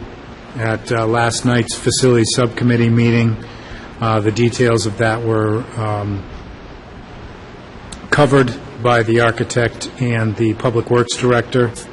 Another meeting is scheduled with RIDE next week to confirm the 100% documentation review, at which point it's the intent to go forward with a bid package, and that should keep us on track for the timeline we had for getting the roof project done this summer. At present, most of the technical details have been worked out. There's a few bits and pieces that Phil Bergeron is covering with RIDE and the architect, Jim Partridge with Rouse. At this point in time, we don't anticipate any problems going through with the timeline. There's some other issues regarding the control of the project. Those are being worked out. Those details are being worked out. So at this point in time, things look like they're on track. Right. Are there any other comments or questions about that? All right. So that takes us to policies. We have two policies on our agenda that are looking for approval tonight. So let me talk about the first one is the food allergy policy. And this was a policy that was basically written by the state legislature, and it is what they are recommending that all school districts have on their policy books. It does deal specifically with peanut allergies, but it's not only with peanut allergies. So we've had one read, so I'm looking for a motion to pass it up since this is the second read. I'll make a motion to approve, but I want to have a discussion. Second, for discussion? All right. So, Couch, you have a question or a discussion? The updated policy, I'm going to, I don't like to say the word assume, but I'm going to assume is going to be then distributed and discussed with our food service people so that we are in compliance with this policy with our own staff. That's a question, not a statement. I apologize. Say that again. Could you read that back? I'm asking that with this change in the food policy, especially because it relates to the state regulations. Yes. Will be discussed with all of our food staff, since they're our staff, not an outside vendor, to make sure that they are then fully aware of being in compliance with this regulation. That is my intent. Thank you. I think a lot of these things have already been, are things that we're already doing within the school district. I know that Trish Cawley, our food service person, is very aware of these. And that is one of the reasons why we no longer have peanut butter on the menu. We have Sunny Butter, the soy-based alternative, and some of the other things that we've moved to over the years to get into more of an atmosphere where we truly don't have to worry as much about kids who have allergies. My concern is only that we pass a policy and it goes in a book and nobody knows about it. True. That's all I'm... Good point. Any other questions or discussion? Mrs. Benson. To shed a little light on that, that is policy. And of course, when the state comes around to inspect the lunchrooms or do whatever they have to do with them, they question the folk. And this is a policy that concerning the peanut butter that I'm very glad to see it's implemented, and that they usually follow everything. Because I heard you mention that it is going to soy instead of peanut butter, some oils. So those things, some things aren't directly in our control, because they come through the Department of Agriculture, and when they get through with them, they have to feed them on down. So whether we wanted to or not, we couldn't do it. Is there any other comments? Okay, Lorraine, if we could have a roll call vote, please. Kimberly Page. Yes. Richard Welsh. Yes. Linda Avanzano. Yes. Melvoin Benson. Yes. John Biscardi. Yes. Thank you. Motion passes unanimously. Thank you. The next policy we have on our agenda is the IHAJ, the social networking policy. This has been on our agenda numerous times. We haven't always, we haven't gotten to the point where we finally had a time where we can come up for the second read. One of the things that was done last year in the Rhode Island State Legislature is they talked about that we needed to have addressed a policy that had to do with talking about some sort of social networking. At that time, they said that they were giving RIDE a year to write the policy. Now, we haven't quite gotten the model policies from RIDE, and so if we do get that policy at some time here in the future, this one can be amended. But this is what we have suggested for the time period. This was actually, we started this policy with Dr. Thornton. He got it from, it wasn't Cumberland, because that's where he went, but I don't remember where it was. It was a school up in Scituate. He got it from Scituate. And so they, because for a while he had talked about having somebody from Scituate come and speak to us about how they had implemented this policy and the different issues that came in around this policy. We vetted this policy with parents last May, and we got it through the policy committee. And we got a lot of feedback because we sent it out over the listserv, and we invited people, and they made numerous suggestions because they didn't see things like, well, what would happen to a student if this happened? How were some of the issues of how were you going to how could you get around some free speech issues? How could you get around some of the issues of what a student did at home? And so that is one of the reasons why the policy specifically states that it has to have some sort of impact here on the schools before we would do anything. I think it goes a little bit to some things we have seen within our school district, that we don't jump all over what students do on social media unless it has an impact within the schools. And that's specifically what the policy is looking at. I could talk a little bit about that. You know, there are issues about this, you know, on a regular basis in high schools and middle schools across America, and North Kingstown is no exception. There was something just in the patch the other day about something to this effect. You know, cyberbullying. Our young people today are very much living in the world of Facebook and Twitter and communicating with one another on their cell phones through those means. And for the most part, I think that people are pretty respectful and use that in a mature way, but there are certainly plenty of instances where people don't do things that way. And it makes things very difficult when a student has, you know, intimidating or you know, just really scary messages about them posted for all the world to see, or you know, very inappropriate pictures or anything like that. And it's impossible to imagine that does not come into school. That's where the social network is. That's where all the friends are. And to pretend that a student could then walk into school and lead a normal day and focus on learning is absurd.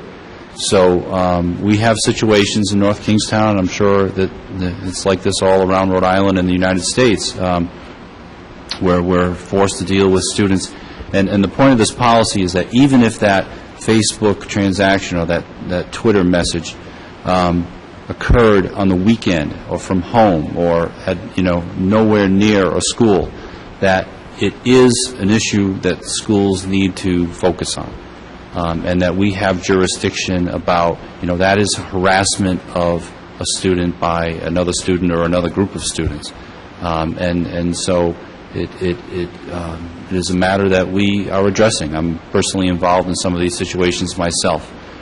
So, we have a responsibility to keep our kids safe, and we're going to do that. And I know, as a parent as well, last year I attended a session here at the high school, and it was very informative about cyber,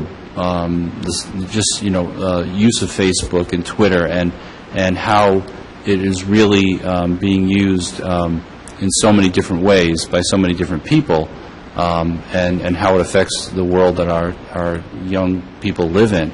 And I found it very engaging. I learned a lot. My wife learned a lot. And I know that these are things that are put on a regular basis, at least a yearly basis, by the PTOs of our middle schools and the high school. I think Terry O's probably helped put that on last year, and I'm not sure if there was one this year as well. But, if the parents who are listening tonight, if you get a chance to attend something like that, it's really worthwhile, and we're going to continue to do that as time goes on. So this is a very important policy. I know the state sees it that way, and like you said, they're on the verge, if they're not already sending out the first drafts of the policy that they have on bullying, which includes a cyberbullying piece to it as well. So, right, because we know that if the students are being bullied in school, they're not going to learn. I mean, it's just impossible to learn if you are in an environment that is negative and you feel as if you could be harmed. And if we're, again, going back to if we're trying to achieve excellence, we have to make sure kids are safe here. Mrs. Avanzato. Yes, I would equate this somewhat to our policy regarding use of illegal substances and then punishment happening with the students at school, even though the use of the substance took place off school grounds. And I would agree that if the bullying is impacting the classroom, that gives the right of the school to step in. But I would just caution with the use of these policies that we just be a little bit careful to make sure that it is something that's coming into the classroom and that we don't take it away from the parents' domain. It just needs to be handled with some weighing, some balancing to make sure it is actually, there is a free speech issue, and there have been cases where it was too far removed from school where they said, well, you can't regulate everything someone's doing in the privacy of their own home. It had nothing to do with it, didn't come into the classroom. But these things do come into the classroom many times, and we know that. And so this does give us the tool to do something about it when it does enter into the classroom. I just think it's kind of a balancing act. We'd be closing our eyes to pretend that it didn't impact the student in school, though, I think. Mr. Busgarden. Thank you, Ms. Page. I'm stepping way out of my comfort zone as far as wording of this, but to me, this says under philosophy, participants feel free to express their thoughts and ideas in a manner that does not substantially disrupt the education process. Well, that's kind of a substantially, that can be interpreted differently by many different people. What constitutes substantially? I mean, any impact in your educational process. Like you said earlier, Ms. Page, that kids, if the child's afraid, they're not going to learn. And what constitutes a substantial disruption of the educational process? What I'm saying is, maybe that word should be taken right out, in a manner that does not disrupt the educational process, because what one person deems as substantial, another person might go, what are you talking about? That's nothing, Well, I think we want it to be of substantial disruption, because if it's just a minor interruption, then you're going to be like the fact that, would that suddenly be the fact that somebody posted my picture on Facebook and put my name? Would that, that I could say, oh, that bothers me that somebody did that. That is not a substantial disruption. That is merely that I'm in the public domain. A substantial disruption is when it then infringes upon you learning. It's the sort of thing where it comes to the point where you are afraid to go to class. You're afraid to walk in the hallway because somebody might trip you or somebody might be threatening to you. So I think we do need it to be more than just the minor disruption. It needs to be something that is substantial. And I know that then that is, well, what do you mean? And that's where we have to take this as a case-by-case basis. It isn't the sort of thing that we can state every single occurrence, but we will have to be making sure that we don't just apply the wide brush, that we really do look at each individual case. The other question I had is under policy statement where it says any right in the middle, any technology medium, including social networking sites, and it gives examples.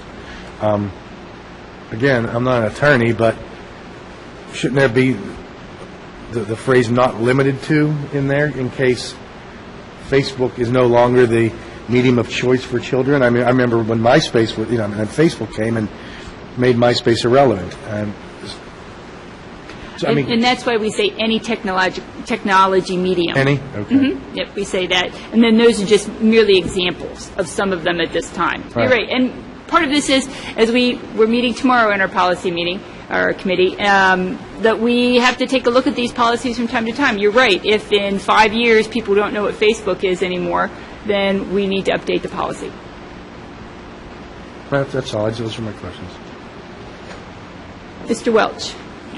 My own comment was that while I don't have any objection to voting in favor of this policy, I would ask that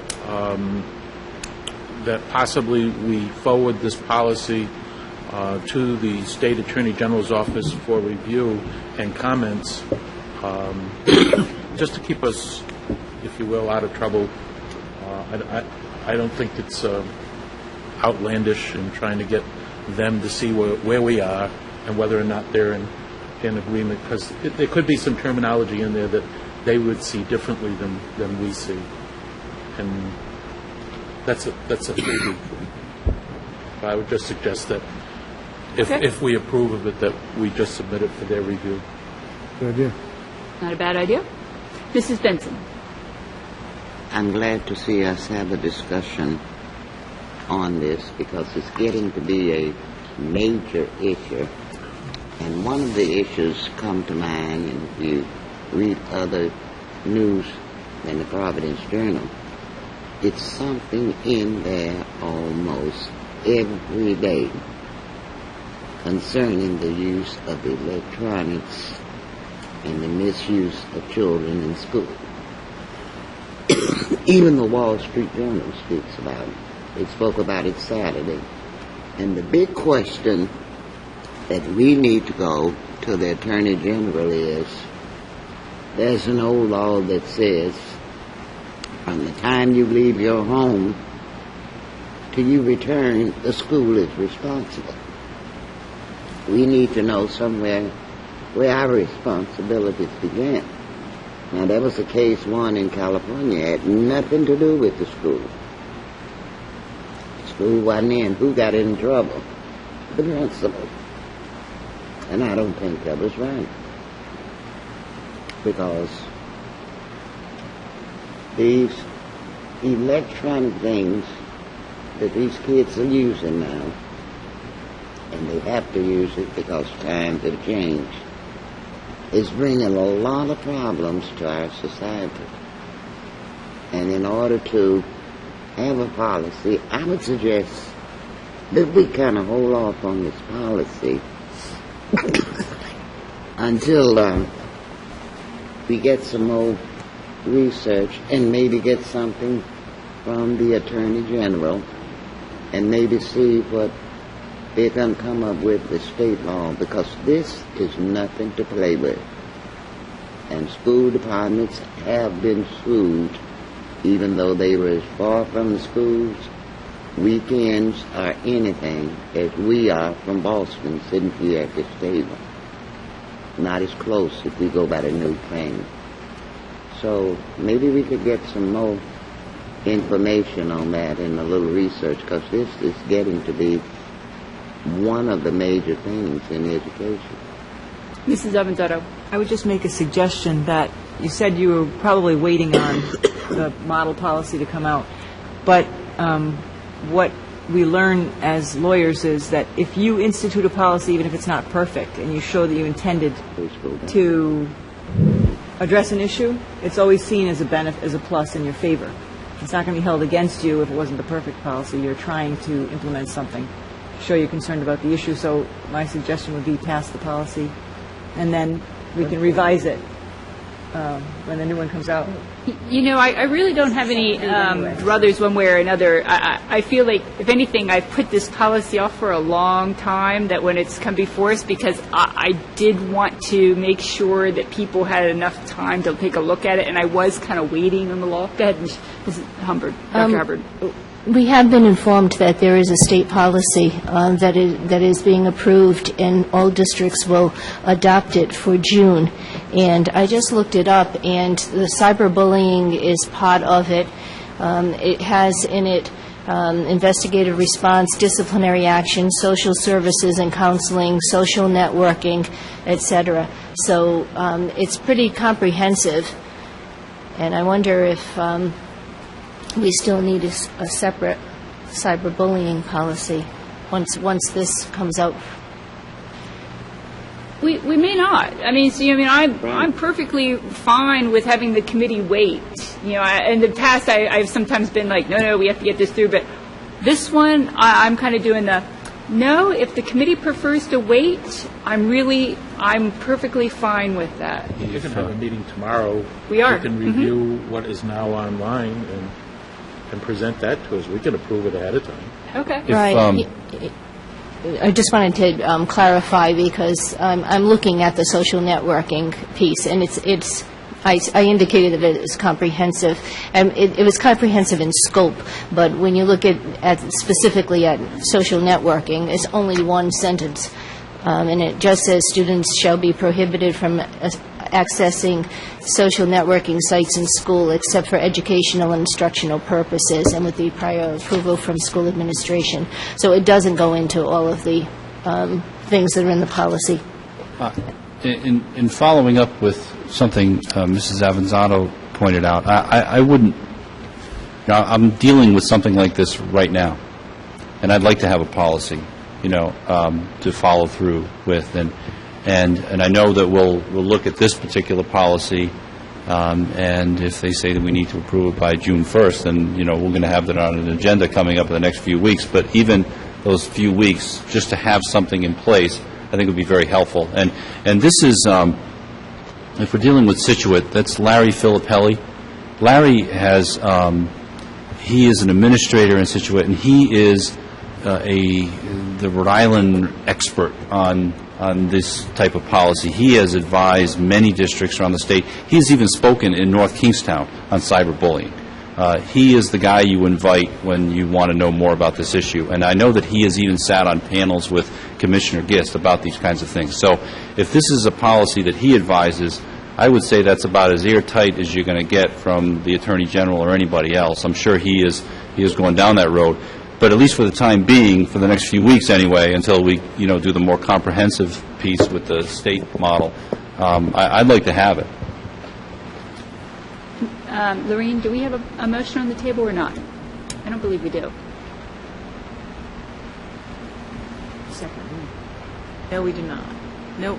Make a motion to approve the policy. Do I have a second? I'd like to amend that just... Yes, now you may comment on the motion. I'd like to amend that to approve it, and also, following Mr. Rush's suggestion, forward it to the Attorney General and let them look at it. But let's approve what we have, and as you said, we can always tweak it later. Yes. Okay, so we have motion to amend. Do I have a second? I second the amendment. Okay. So let's first vote on the motion to amend. All those in favor of the motion to amend, say aye. Aye. Aye. All those opposed? Okay. So that now passes. So the new motion is that we would pass IHAJ, and then we would forward that on to the State Attorney General's office. Is there any further discussion on that motion? Okay, Lorraine, could you take a roll call vote, please? Kimberly Page. Yes. Richard Welsh. Yes. Linda Avanzado. Yes. Melboy Benson. Yes. John Biscarden. Yes. Motion passes 5-0. Thank you. Thank you. Do we want to... Mrs. Santa, I don't feel comfortable doing this presentation without Mrs. Santa, so I know she is teaching a class tonight, and she is coming to do this, when she is done, so I expect her any time now. But if you could go to some of the other items on the agenda, if there are a few before. Yeah, why don't we talk about the joint professional development opportunity for the school committee and the town council. So let me talk about this a little bit. I sent you all an email yesterday that I went to a conference up in Boston. It was the National School Board Association. This is the first time it was ever in Boston. And so it was the sort of thing of, I've been looking at this conference for a number of years and thought about going, but this year I thought, well, I really, since it's so close, I can drive back and forth each day. And so in January, when we were having all the awful budget discussions, it was the sort of thing of that was when I needed to decide if I was going to go to the conference or not. So I made the decision that I was going to go, and I didn't ask the school committee for any money or anything, because at that point, when we were declaring a deficit, I didn't think that was going to be the sort of thing we could do, let alone that was even worth putting on discussing it. But as I said in my email yesterday, it was the best money I have spent in a long time. When a number of things that I went to, one of them talked about seating. And Mrs. Benson has said to me from time to time that I'm waving my head back and forth, that I can't see you all. And one of the things they talked about in one of the seminars I went to was that how should seating be for an effective school board meeting? And they said, your school chairperson should be sitting next to the superintendent. And so this afternoon, I called up Lorraine after we had already discussed a couple other things on the agenda, and I said, Lorraine, could you please put my chair next to Dr. Auger? So that I said, I don't want to move anybody else. If they want to move around, that's fine. They can decide that. But I'll move my chair beside him so that then if he has something that he needs to talk to me about in the meeting, I can be open. I can be right there. But then it also gave me the advantage of I can see you. And already I had see tonight that I could, I'm not doing this constant going back and forth, that I could see you all, and it made it much easier. We talked about seating arrangements. One of the seminars that I went to was very interesting because they showed this video clip of these people going up in escalators. They're moving up the stairs. And midway as they get up, the two school committee members, the escalator stops. And they look at each other and they start doing what are we going to do? How are we going to get to the top? And they don't know what to do. The one woman starts screaming, help, help, help. The guy's like, hey, anybody out there? Anybody get the escalator moving? And they cut away, they come back, and the people are now slouched down in the escalator. Neither one of them has walked off the escalator. And I thought to myself, wow, this is how I am in school committee. I sit here from time to time, and I complain about this or that or how the meeting, but I haven't done anything. And it was a very powerful realization that if I am going to sit here as chair, that I have to be ready to lead and take the step up the stairs rather than just sitting there and complaining. So how does this go back to the joint professional development opportunity? Well, one of the other seminars that I went to talked about setting your goals as a school committee. A number of years ago, we set out our schools for the district. It was with Dr. Thornton. It was with a lot of community members. It was with parents. It was with administrators. It was myself I was on the committee. April Brunel was on the committee. And I really liked what we came up with, where our mission was, our 3 statements of educate, challenge, and inspire, or I might have gotten mixed up. Inspire and challenge. Yeah, educate, inspire, challenge. Thank you. Anyway, and what this seminar said was that you then take your district goals, and out of your district goals, you develop school committee goals. Then once you have an area that you want to go, the commonalities, because they all talked about it. I mean, there were many other school committees that don't have members who see eye to eye on everything. That was not uncommon with the places I talked about. But even though they had people who didn't always see eye to eye, they were all passionate about education, and they all wanted to move forward, and so they all found some common ground. Once they had their common ground, then they would look to the superintendent, and they would say, okay, now it's time for you to take your goals. We have, in the beginning of this school year, when we talked to Dr. Auger about his goals, it was almost a little bit of a struggle, because some of this was, where do we want to go as a school?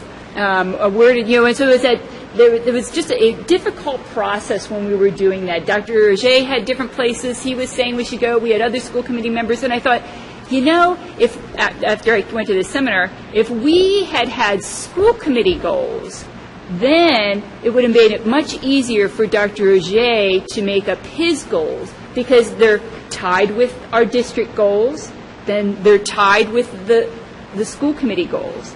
So again, where am I looking with this and this particular item? Well, I see my role as a chairperson to be guiding this committee. I'm supposed to be the one to be setting the tone, because I'm only one of 7. So it's not the sort of thing of, I can only lead you as far as you want to go. But what I do think is that if we sat down and had goals for ourselves, and we set those up, that would then make it easier. And again, we want to tie those with the already existing district goals. That will make it easier then when we want to start talking to the town council about how do we want to work as a government of the town. And so I almost see that we need to set our goals first. And then we can look to the town and we can say, now that we know where we're going, we can start working together with you to say, and this is where we want to go as a town. I don't know what you guys think of that. I will then throw in something else here into the mix. I have today, I got some emails from Robert Jones of Bryan University, and he and Gary Sass have been working with 7 communities to help their school committees and their town council or whatever form of government they have figure out some sort of a town plan. Right now, he was asking if this was something we could do on June 22nd. I don't know if that's going to be something that, could we set our school committee goals by that time and then be going with the town. And so that is the information. This isn't a voting item for tonight, but it is something I thought we should discuss. So now you've all heard my thoughts. Now I'm asking this committee, what way do you want to go? Mrs. Benson. I feel that any person who runs for office and any person who loves education and know what the future holds for our children, they have their Now, could you move your microphone just a little closer to you so that you're speaking into it? Thank you. You can just pull out the stem. I feel that any person, and I've noticed, you have to be interested in the future and the education of children.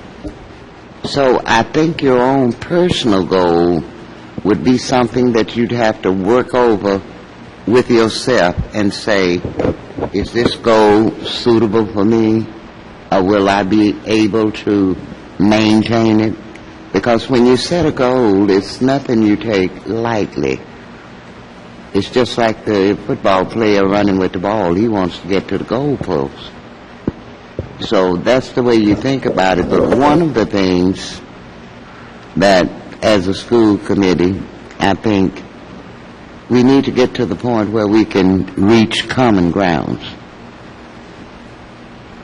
We may not all agree with everyone, and we may not all agree about this, and each of us have our own philosophy of what we expect out of education.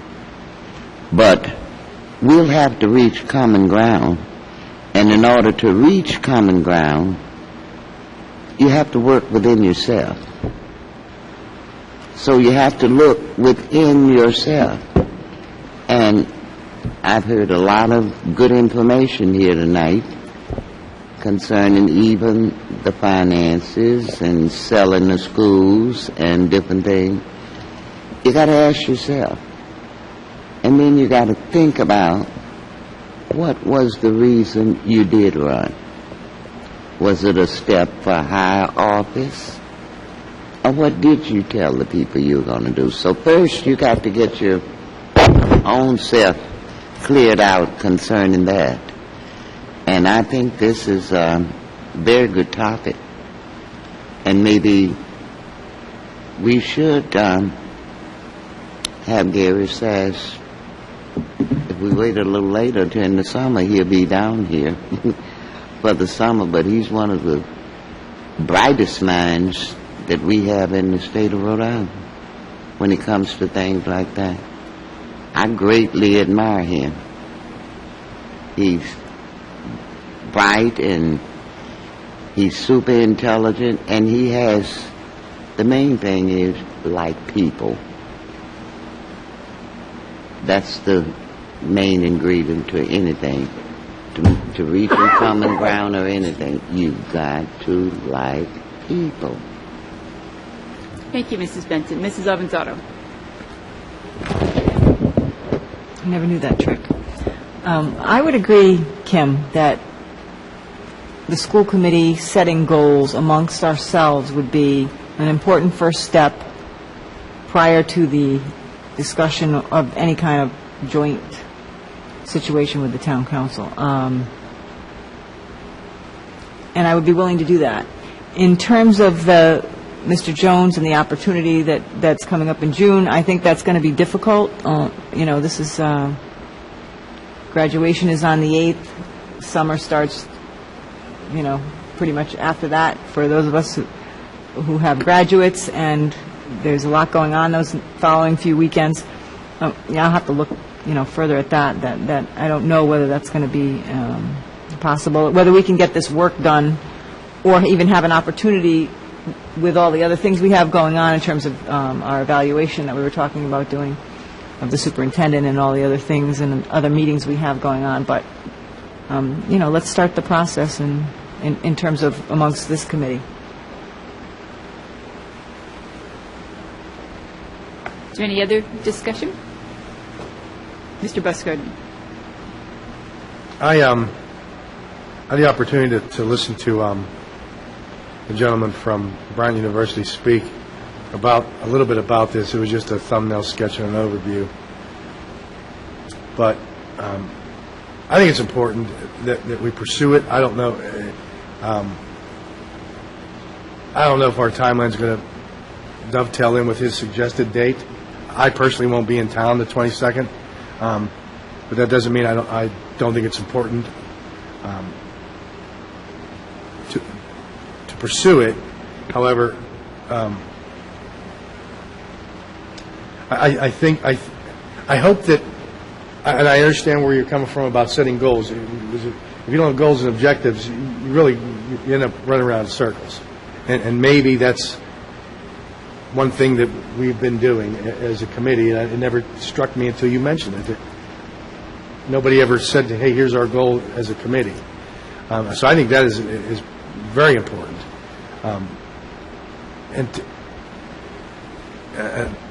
I know this is going to come back to bite me, but for us to hurry it up to make this happen for the 22nd, I think could be a mistake. I think that, well, I agree that I firmly believe that we need to do this, because it'll do a bunch of things.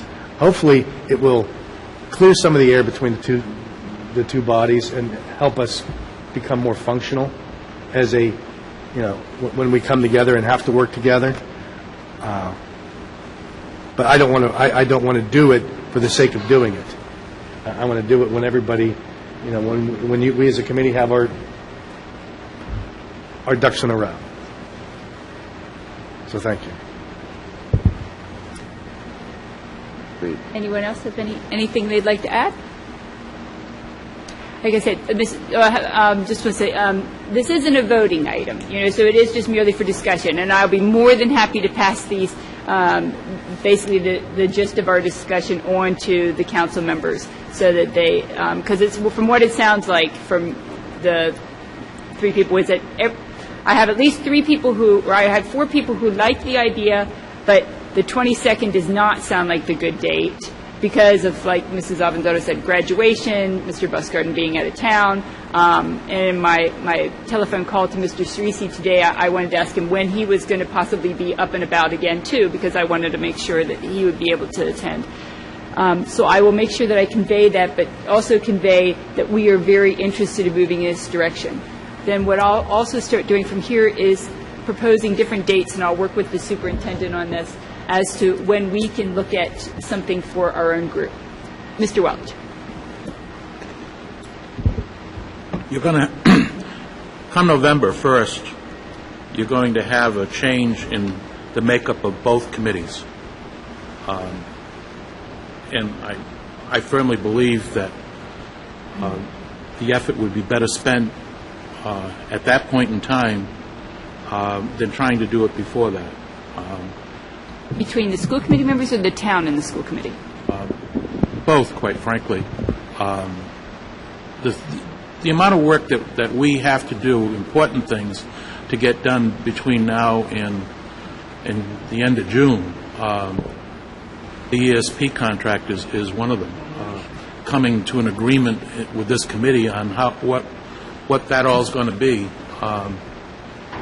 Then we're off for the month of July.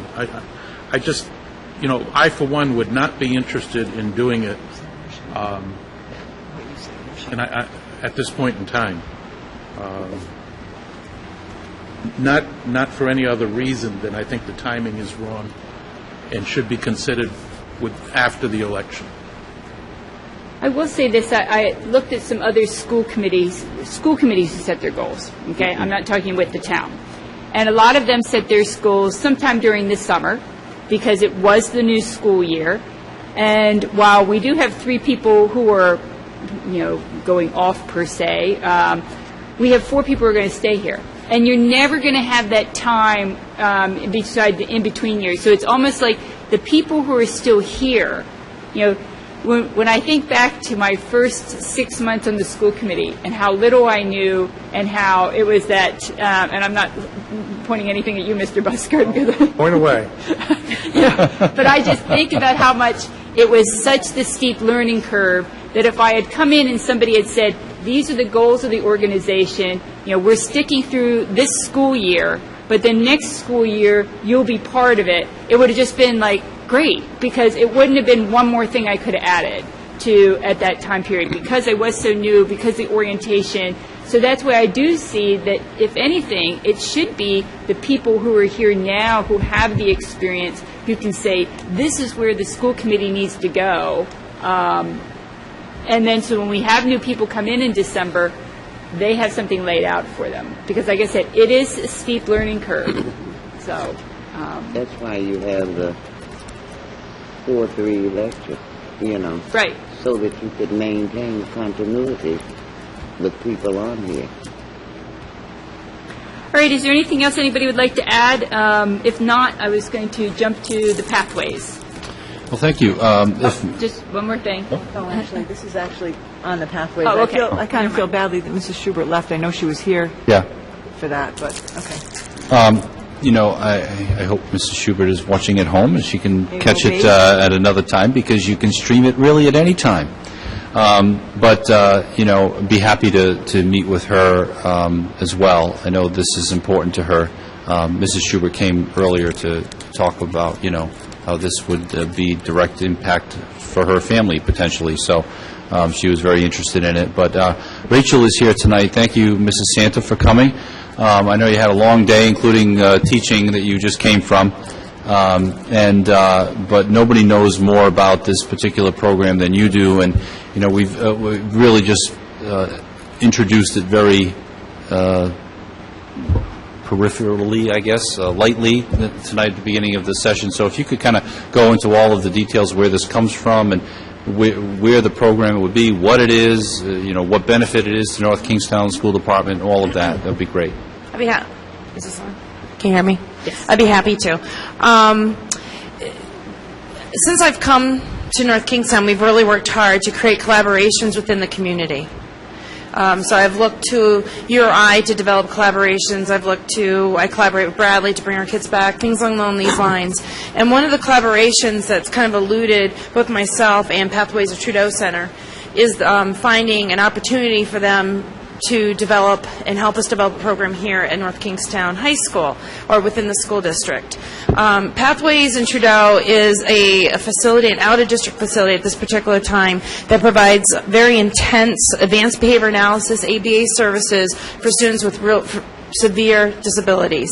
We do have several students who are placed there, and they were looking for an opportunity to have more availability of inclusion opportunities for students within this particular program, so that they have an opportunity to be around similar peers or be around same-age peers that are considered to be average students, per se. We tried to work on this a couple years ago, but the reality was I didn't really have a space in which to place them. The school is it's a large school, however, every space in this particular building is utilized in order to provide instruction. This year, we had a unique opportunity with Daysville Elementary being opened up and some other opportunities, and it seemed like a better time. And we started having a discussion around maybe having this type of a satellite classroom here at North Kingstown. They do have a current satellite program in Cranston that my understanding is quite successful. The difference between it being a district program and a satellite program is the oversight is totally provided by Pathways in Trudeau. So that's one of probably the big questions. It would not be a North Kingstown district program per se. It would be a satellite program of Pathways that is housed within our district and gives opportunities for students with more severe needs to be educated or have opportunities with students with less severe needs. The advantage to the district is that they're willing to, in order to have this opportunity, if we provide them the space, they're willing to provide us money back to the district at $5,000 per student, as well as provide quarterly training in their very specific modality of advanced behavior analysis. You may wonder, I'm thinking if I was you, I may wonder why do we place students at a Pathways or Trudeau program? Because the IEP team or the individual education program team is sitting down and saying, this is a student that needs extreme systematic advanced behavior analysis training, and really the only location to provide that this particular time with that level of intensity is at Pathways. We do use a lot of that modality within a lot of our other programs, but not to the level of intensity and fidelity that Pathways does. So some of our students, as an IEP team, we decide need to attend Pathways in order to receive that. Okay, so that's why students attend. The benefit to us is to have a satellite program here is not only the financial gain, they have a limit of only 6 students, so it would bring $30,000 into district, but also they would provide us with quarterly training in advanced behavior analysis. They also would be willing to work with us on some of our students with more severe needs on developing functional behavior analysis, which our teams do a really nice job, but it's always nice to have someone with that level of expertise to assist. So that would be part of the package deal. It also provides an opportunity that as our other students that are in these programs are getting older or are maybe currently of high school age and are becoming more able to be stabilized and be able to be around other students without having, without hurting themselves or others, let's put it that way, that they'd have an opportunity also to be participating within their community, which for them would be North Kingstown. Currently, of the 6 students that, I don't know the 6 students that they're considering, I do know that of the 6 that they're considering, one of the students is a Jamestown student, so this is their community for high school. I don't know the other 5 students. I don't believe at this time it's any North Kingstown students, but part of our agreement is, and within our contract is, as our students are ready, and this is what the IEP team decides for them, that they would get first priority for this particular program. So the advantages are money coming in, as well as the training that we receive. We would expect that the students would participate in some of the activities here. We've identified things like our APE classes, which is adaptive physical education classes. We do have some other adaptive classes around foods and art classes and things on those lines, and we provide those opportunities for them. And, To answer all your and we will be doing I'm this not in the D building, Yeah, where Lynx currently resides, and Correct. move Lynx to the central office building where Good where the curriculum conference room it currently is. And the reason why we would use so close to the high school is in order to give them the opportunity to be here, very much like our ALP classrooms, they need to be in direct access too. Because we thought about, originally when we were thinking about this, I was thinking, well, maybe we could use a DE space, but that's too far away in order to provide the flexibility of opportunity, because it may not be all 6 who are ready to be here. It may only be one student that's originally, able to come and maybe participate in a PE class. It really depends on the student. You have to have a level of flexibility, so they need to be very close. So when Phil and I discussed this, and we discussed with Pathways, just a preliminary discussion as to what this would really look like, the only space that we could see that would be viable, that would meet the needs, is to use that Lynx area, and then we'd provide Lynx a different area within the district, within the central office building. Great. Why don't we go down the table and each person can have an opportunity if they have anything they want to ask or say. Mr. Welch. Thank you. So you're talking about the CD building. Is this just high school students? Just high school students. And if it included any of our students, when you talk about the savings or the revenue, you said $30,000. It's $5,000 per student, but we would still have to pay tuition for any of our students. Okay, but if we had to send them out of district, we'd be saving transportation as well. Yeah, in this case we would. And so there'd be the transportation savings. We still pay a slightly discounted tuition, but not significantly. So I can't say, and nor would I sit here and say that we're making a huge tuition savings. What we're getting is a per student that's attending that program savings, or rebate, I guess, as well as the training and some other avenues. And having that as an opportunity to really work with students with very severe needs, and having that as part of our community. Does the town or the school district have any liability that... They're in charge of their own program, as in, we give them the space, and we'll be in charge of cleaning it. That's part of the contract we're looking at, preliminary. But they would be in charge of their own equipment, their own staff members, their own, if they want to repaint or whatever, that's all on them to do. But we would give them access to our school nurse and things along those lines. But I'm thinking in terms of, I'm very insurance conscious. And will they be providing the district with insurance and hold harmless? When you have people from outside of our district employed, we need to be concerned about those things, because especially in the situation where they're not our students and they're not our staff, I think that's something that we very, very necessarily need to have covered just to protect the district. Yeah, I think that's an excellent question. We'd have to explore that more. Just like, with the Green School and the discussions we've had about that, we I'm looking at Mary Ann right now, and I know we're both thinking the same thing, that we would include the same, contract language about, leasing agreement and all that, insurance, and a lot of the similar issues are coming up with that as well. It's a very valid question. Thank you. Mrs. Ovenzado. I have a couple questions. Number of classrooms that you anticipate, just curious, how many rooms that you're going to be using? Just one classroom. Or just be one classroom? 6 students max. Is it... Could be less than 6, but right now we're only looking at 6 total. Is that comparable to the same program now at Pathways, do you know? Do they have the same kind of space there, or how does that... And they don't have inclusion there, the typical students, so this would be a whole new opportunity? Correct.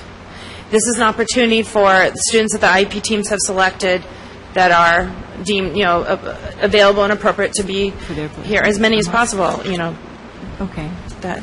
It sounds very... I don't know, I think what you're asking, what I hear you really asking is there a program right now at Pathways that's going to be lifted and put here? I don't believe that's intention. I do believe they have a couple students already in mind and slated. They definitely have students in mind. Obviously, they didn't share that with me because we don't have a contract. It's not my business yet, really, to know what the flavor of those students are. So I do think they have a very clear idea of who they want, but I don't believe it's a replication of a current program just lifted and placed here. That is not the impression I received from Trudeau. Okay. Have you spoken to the CELAC group and the parents about this yet? I don't believe I did.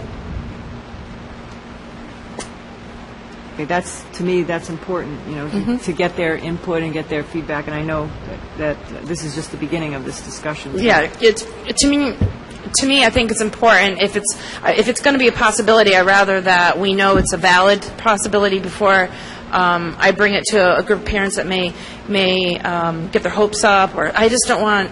I wanted to make sure it was viable, so I brought it to Phil first, and then we brought it, obviously, to this body. And then, I would want to share it with the CELAC, because it would be an opportunity to celebrate another opportunity for our students in the community. Yeah. I like the concept very much. I want to see, obviously, it go through the process, and especially their involvement is important, so that we're inclusive with those parents. So that would be my comment. Mr. Busker, do you have any questions or comments? Yeah, I'm going to expose my ignorance on this subject. Number 5, it says Pathways will contract with North Kingstown School Department for allied services, i.e. SLP, OT, and PT. I think I know what OT and PT are. Yeah. What's SLP? Speech language pathology. Okay. So speech services, occupational therapy, and physical therapy. If their students required that, they would contract that with us as an additional service. Okay. And how was the $5,000 figure, how'd that come about? I believe that's the current agreement they have with the program in Cranston. That seemed to be a fair comparable. If they looked at how many opportunities for the students to participate, only 6 students, looking at one classroom, not an entire wing or something like that. So it seemed to me to be a reasonable amount. I don't have anything to compare it to beyond other programs like that. Well, that's exactly what you would compare it to, because that's the only comparable you have, right? You would compare it to anything else. Now, the 6 students, I'm assuming none of the, other than the one you mentioned about Jamestown, none of the others are North Kingstown residents. That's my understanding, of that meeting. I don't know for sure. They may have other students in mind. Again, all these decisions are made as part of a team. Mm-hmm. I can say I have not been part of a team where they've talked about North Kingstown student, but we wouldn't be at that point of talking about it with teams yet, because it needs to be a viable opportunity. Again, you don't want to bring it up and then say, oh, I'm sorry, it wasn't approved. Mm-hmm. Now, if we have students that are attending Pathways, what is the typical cost incurred by, if we said per student? That depends on the level of service they're receiving. Okay. Right now, that ranges between, I believe the lowest is about $62, and the highest is about $100,000 a year. Wow. The student, depending on the needs. No, I know. I will say what I really like about the path. I don't go into any of these decisions lightly. First of all, I will not send a student out to a program that I would not send my own child to. So I start with that. I will only approve programs that we visited, we know, they do what they say they're going to do. One really nice benefit of Pathways and the Trudeau Center is that their program is very much one-on-one. So when a student goes there, they're a really nice value, if you're talking about finances, because I don't have to provide an additional cost of a one-on-one aid. For instance, in many other out-of-district placements, I've had to incur additional costs of about close to $45,000 of providing a one-to-one aid for the student, even within that program, with some of this level of need that some of our students at Pathways have. What's nice is they give you kind of a package deal, and part of that is they receive one-on-one service. So it's not, okay, here's our base cost of $60,000, and then on top of that, now you have to add almost automatically another $45,000 of the one-on-one aid that's required to implement the program. So to me, Pathways has always been a program full of integrity. They do follow with fidelity their modality of advanced behavior analysis, and they provide us an opportunity where we get a whole package deal without lots of extra costs. The student that's on the higher end of those costs has additional services beyond that, having to do with busing and things along those lines, because the nature of that student's needs, as determined by the IEP team, really does require that level of service. And frankly, if they were here in district, it would probably cost even more in order to provide that level of intensity. So, Okay, thank you. okay, sure. Mrs. Benson. First, I'd like to thank you for your vision.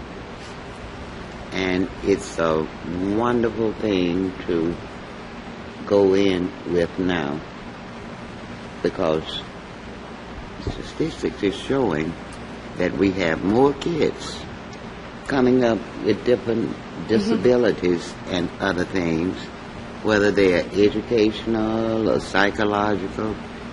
And one thing we must bear in mind is not always look at the dollar behind that child, because these hours till they get 18, till they get 21. 21. 21. These are students we'd be educating till 21. That's correct. And we have to think in terms of doing things with other schools. Now, I come in contact with a student that's in that program. And in a year's time, I have seen progress. Very extensive. He comes and do a little job, but he has an adult with him. And he works about 2 hours. But our thing is, we need to get these people to feel that they are attributing members of society. I'm really trying to think and you, many years ahead, because That's when we look, correct, you've heard because- me talk about our preschool population, and I've come here to say, you know, our preschool we're very needy, and what I mean by that, we don't have just simple articulation issues within our preschool. We have very significant students that receive multiple services. In other words, students that end up costing more to a district, but that is what it is.